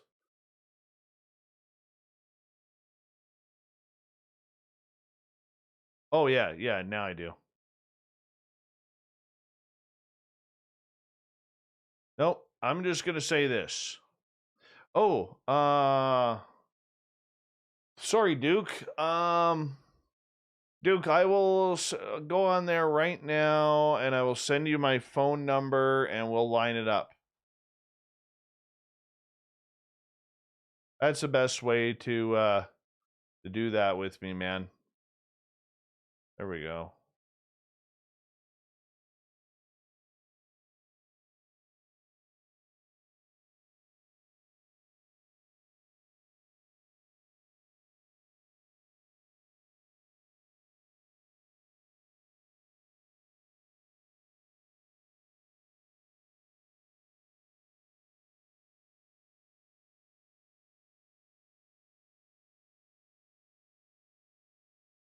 I always forget to check this MeWe thing.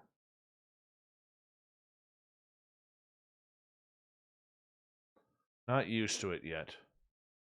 But Duke, I did send you my phone number.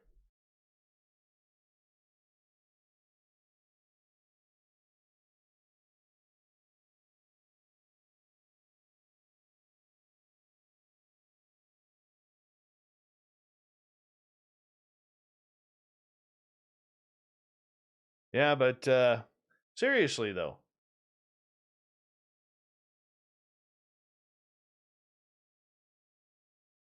if you think about it, go to the mall, carry a bag with you. So that way, when you you have something to change into, you change your look, maybe a baggy jacket, maybe a ball cap, a different pair of pants, shove the old ones in the bag, you know? That's the way to do it if you want to get away. It's true. That's the way you do it. Yes, Dave at spacedoutradio.com. Dave at spacedoutradio.com. I'll get those shirts made up. Don't forget to send me your size, Bombshell. And I've got a few of them here.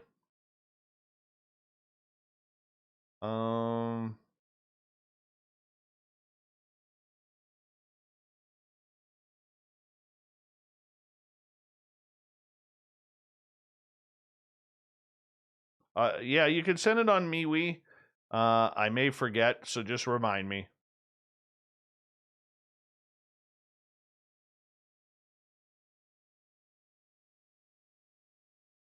Hey, Zenzabil, you never know when you're going to have to get in a high-speed chase. Thurston Howell III, what is going on, my friend?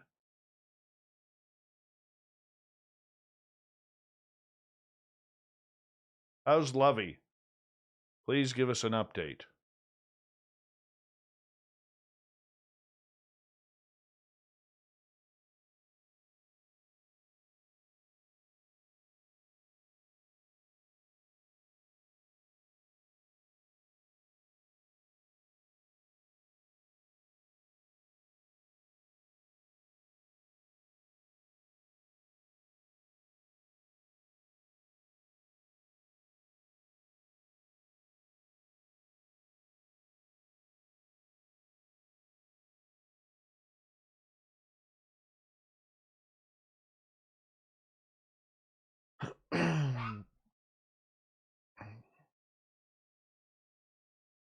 Exactly, Vinster. A bug-out bag. That's what you need.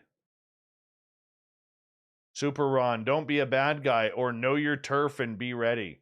You know, you get these people who they actually go to their own addresses and try and hide in their garage. In the meantime, they forget the helicopter has been circling them for an hour with a bright white light.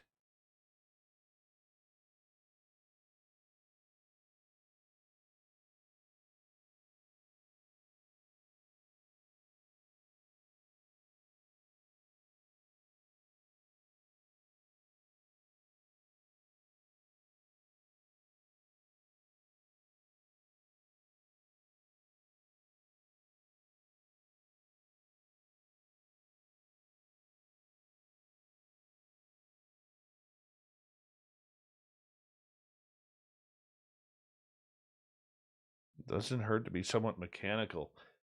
Yeah, but that's the problem. When you're driving your 1996 Nissan Altima at like 100 miles an hour, all right, it doesn't work very well. The piece of shit is going to fall apart. Your dollar car is not meant for that. Lisa, World Bigfoot Radio is Duke.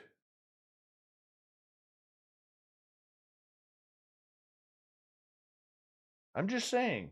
I mean, I don't think I'm wrong here, people. I don't think I'm wrong at all. That's not gonna pass here, there, my friend. Your cloaking invisibility is not working here. All right. I want a proper excuse as to why you have not been at the show recently. I deserve that. I can't start the show without Brett Lewis. It's never, how am I supposed to have a good show, Brett, if you're not in the chat room? Let's just be honest here for a little bit here, bud.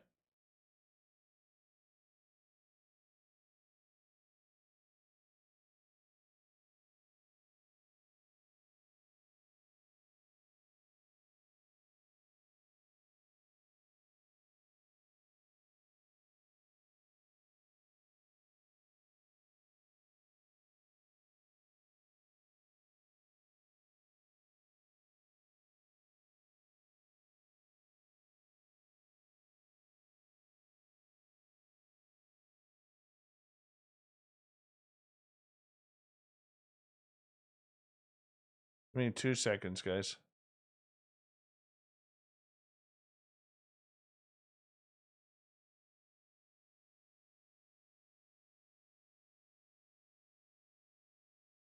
I will say this, though.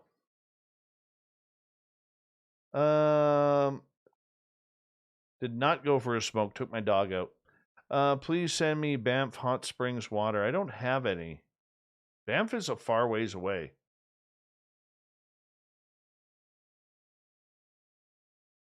We don't use horses pulling around sleds here very often.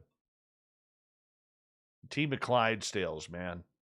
Team of Clyde. A team of Clyde. I can't even talk. A team of Clydesdales.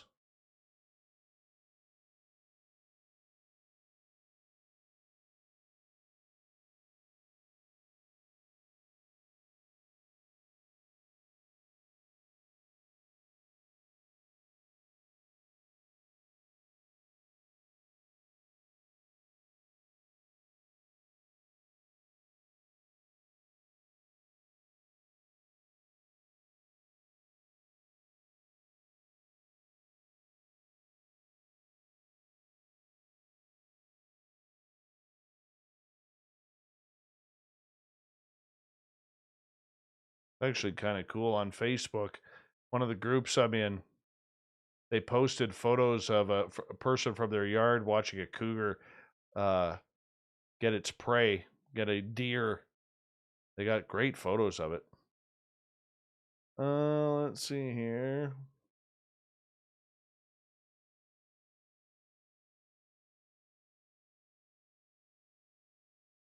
It is weird though. Like if we went back in the archives, even going back, oh geez, years ago, when we started on who's in our chat rooms now, comparatively to then, it's like almost an entire shift of people. I actually saw the Budweiser Clydesdales one year, and I just about shit my pants in joy when I saw they actually had the donkey with them. Lisa, you came in at about year one, after year one. You, Joe, Gail, Bill Cardwell, Michael McNeil. There were a couple others. I think the only one of the only two originals that I have that still pretty much listen to this show almost since day one are Shar and Rano. But Rano hasn't been around for a while. I hope he's okay. Does anybody know where Rano is? He's got a motor. Welcome.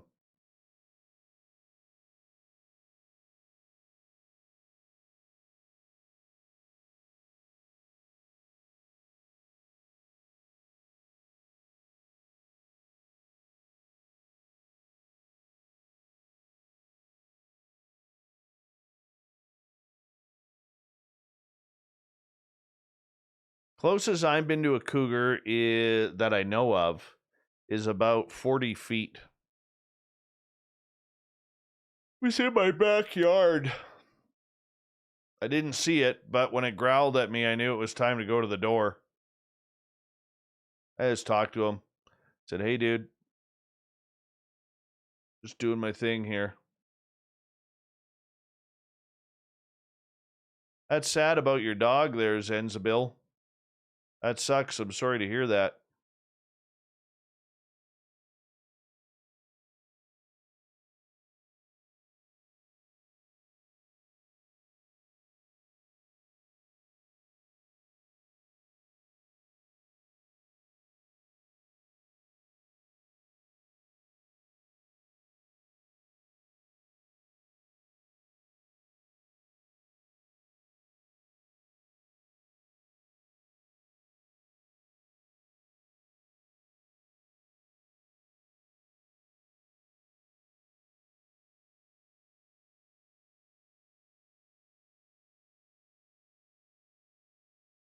Mountain lions are cranky house cats. Not like bobcats or lynx. The minute they see a human, they are getting the hell out of Dodge. But mountain lions, they're just cranky.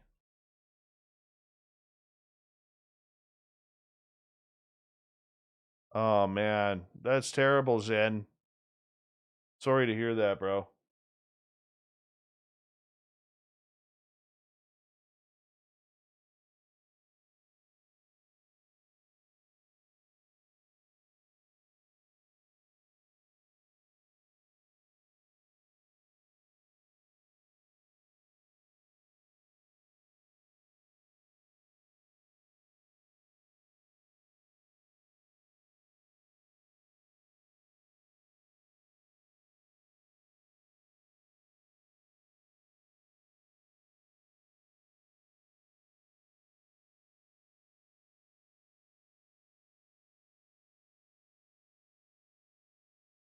Those two are done.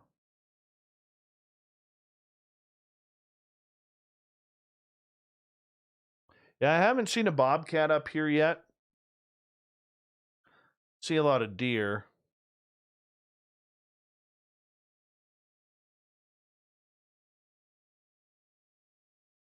Good night, red-headed Lisa.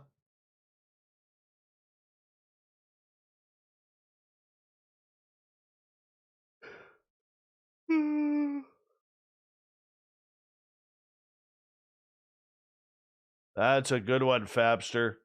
Vinny will take it on. I want to see Vinny in action in Vegas. Hitting up all the bingo halls, waiting for the silver hairs to come out with their floral blouses and matching colored pants.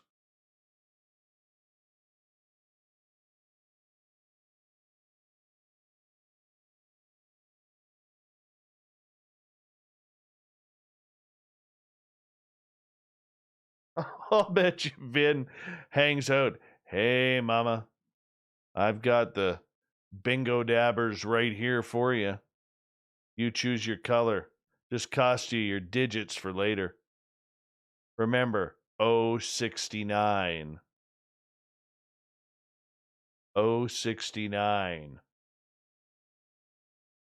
Yeah, it's just me. Just me. Who am I? Who am I?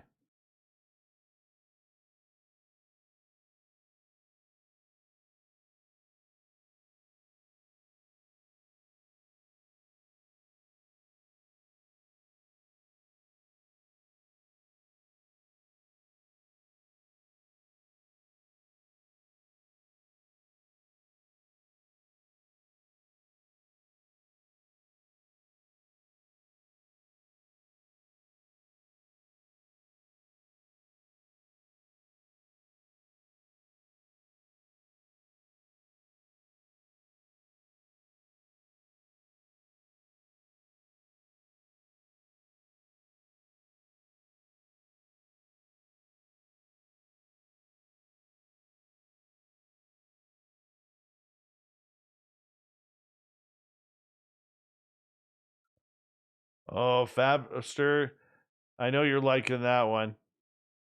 I know Vinster does. Look at that. He's like, bingo.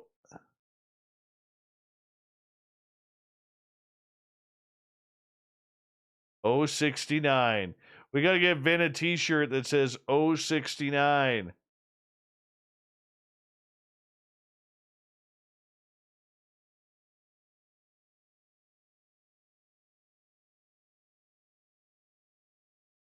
under the O 69.